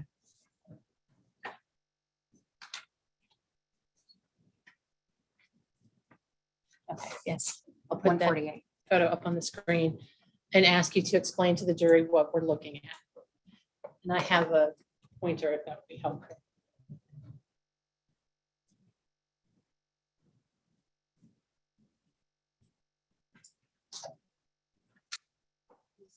Dark discolored area here is the bruise that was on, I said was on the back portion of the esophagus.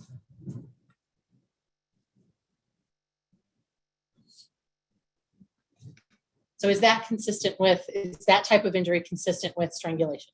Yes, ma'am. All right, and is that considered deep bruising? Yes, ma'am. All right, let's talk about the hyoid bone. You indicated that it had 2 fractures. Yes, ma'am. What does that indicate to you? A significant amount of pressure on the neck. Okay. Can strangulation be severe enough to cause death and still not fracture the hyoid bone? Yes, ma'am. Okay, so in this particular case, not only did it cause death, but it was significant enough to fracture the hyoid bone in 2 places. Yes, ma'am. Is that something that can happen from intubation? No, ma'am. Okay, can you explain to the jury a little bit about where the hyoid is located and how it's internally protected? Actually, that picture.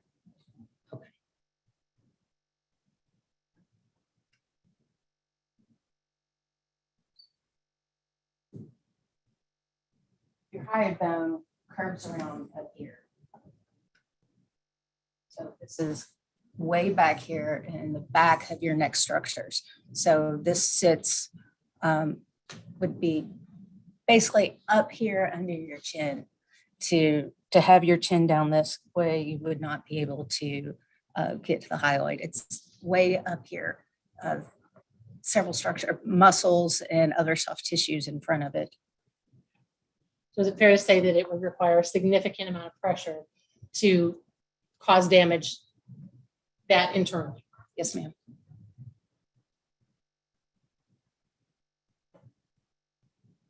So do those internal injuries suggest an extreme amount of force? Yes, ma'am. Are there other likely ways to injure the hyoid bone? Hanging potentially, but usually that was the execution style hanging. But that was the only other times. Usually you find fractures of the hyoid. Now, when a patient is in a hospital, as part of their treatment, are they able to determine through x-rays or as part of treatment while the patient's still alive that the hyoid bone is fractured? It would be very difficult to see that on x-ray. It would have to be, I'm not a radiologist, so, but on x-ray alone, it would be difficult to see. I imagine it'd be more like something on CT scan or to be able to see that. Okay. Now, you also noted that an injury to the thyroid. Can you explain to the jury the details of that injury? It is a bruise, again, on the thyroid. And that 143. Right, I'll put that up on the screen. If you can talk to the jury about what you observed there. This is a thyroid gland, and I've cut it into multiple sections across. And this purple area is the bruise in the thyroid gland. And again, is that considered an injury that's a deep internal injury? Yes, ma'am. All right, so where is the thyroid within the neck? The thyroid gland is right here. All right, and the section that's bruised, is that protected by anything else in the neck? You have muscles overlying your thyroid gland. This is also the posterior portion of the thyroid gland. So this is the front, would be in the front. Where that contusion is towards the back of the gland. Okay, and is that near where the hyoid is located? The hyoid is superior to that, so above. Oh, okay, all right. Would it require a significant amount of force to cause an injury that severe? Yes, ma'am. All right. Do you normally section a victim's tongue as part of an autopsy? Yes, ma'am. And did you do so in this case? I did. And was there anything significant about the condition of her tongue? She had contusions in her tongue. Photo up, and if you can explain to the jury what we're looking at. This is the tip of the tongue. This is the back part. Purple areas. And what do those indicate to you? Also indicate a significant amount of force. Okay. And where would the force have to be applied? Are we talking about force inside the mouth, or could it be? This is the base of the tongue, and your tongue actually goes back down your throat quite a ways. So this would be more likely here under the chin. Okay, so the injuries we're not talking about in the front area of the tongue? No. Okay. So again, injuries of that nature, would that require a significant amount of force Yes, ma'am. applied to the throat and neck? Was there also a hemorrhage on the tip of the tongue? Yes, ma'am. All right, and what's the significance of that, or what does that indicate to you? The tip of the tongue, there could be a couple of reasons. It could be a bite through teeth marks. It could be something in her mouth. It would be something, it would just be something hard pushing down on the tongue. Okay, so some type of trauma to the front of the mouth. Yes, some sort of trauma to the front of the mouth. Right, were there any external injuries noted to her neck during your exam? No, ma'am. Right, would you expect if someone had been, you received her obviously on November 30th, and the attack happened on November 12th. Would you expect the external injuries to still be visible for the most part after that time lapse? No, ma'am. Was there also injury to the right lobe of the thigh? Yes, ma'am. That was the picture we showed.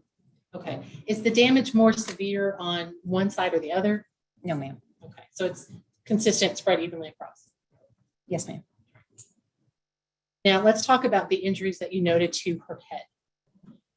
What types of injuries did she have? She had bruises on her scalp.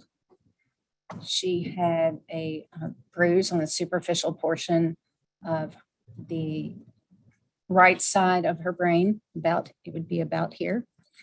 And she also had a hematoma, which is a collection of blood in the back part of her brain, about here. It was about three centimeters collection, which 3 centimeters would be about that size. Okay, is that a significant head injury? Yes, ma'am.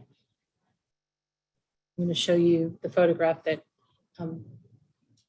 start with the scalp contusions. If you could explain to the jury what we're looking at. This is the scalp contusion. This is a scalp contusion. During an autopsy, the cut of the scalp is made here and we reflect the skin forward. So these contusions are actually more about here in the head, where this would be the front part.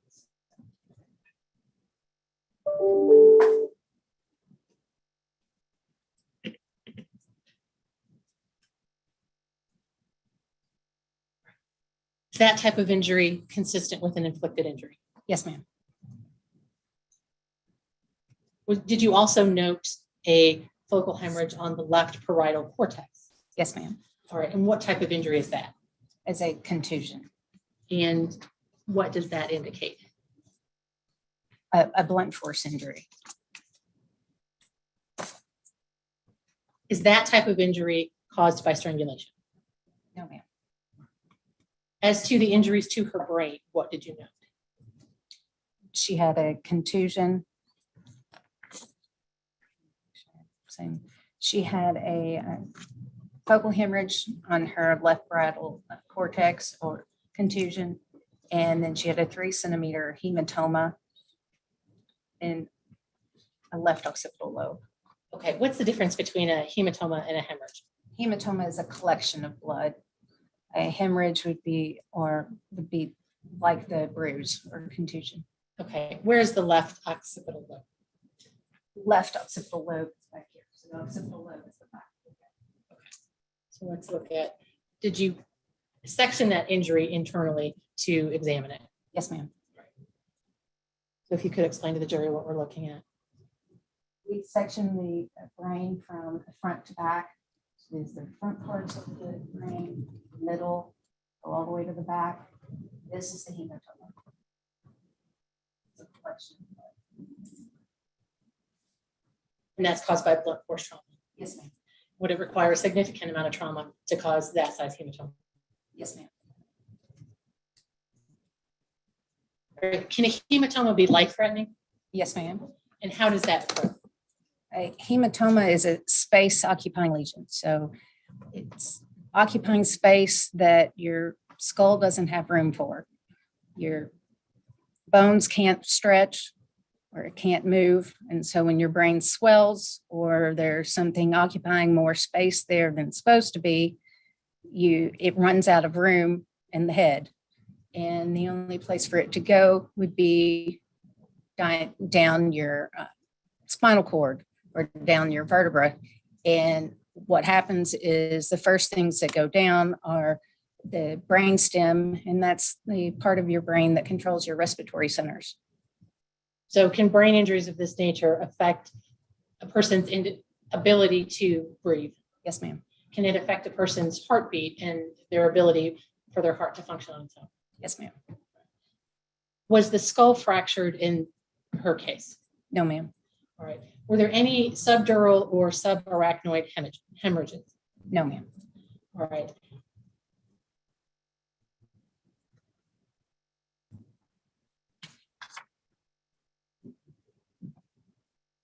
You also took some internal photos documenting more closely the contusion to the brain. So I'll put that up and ask you to explain to the jury what they're looking at. This is the contusion. This is what we call it. This is the parietal lobe of the brain. So that is approximately right here. And I think there's another close-up of the hematoma. You could explain the significance of that. This is a hematoma. This is about 3 centimeters in diameter. And it's a collection of blood, and it's a space occupying lesion.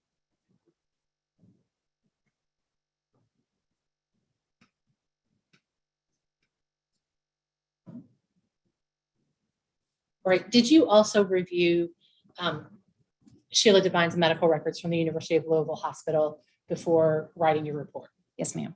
All right. And were the conclusions of the doctors who treated her consistent with your examination? Yes, ma'am. All right.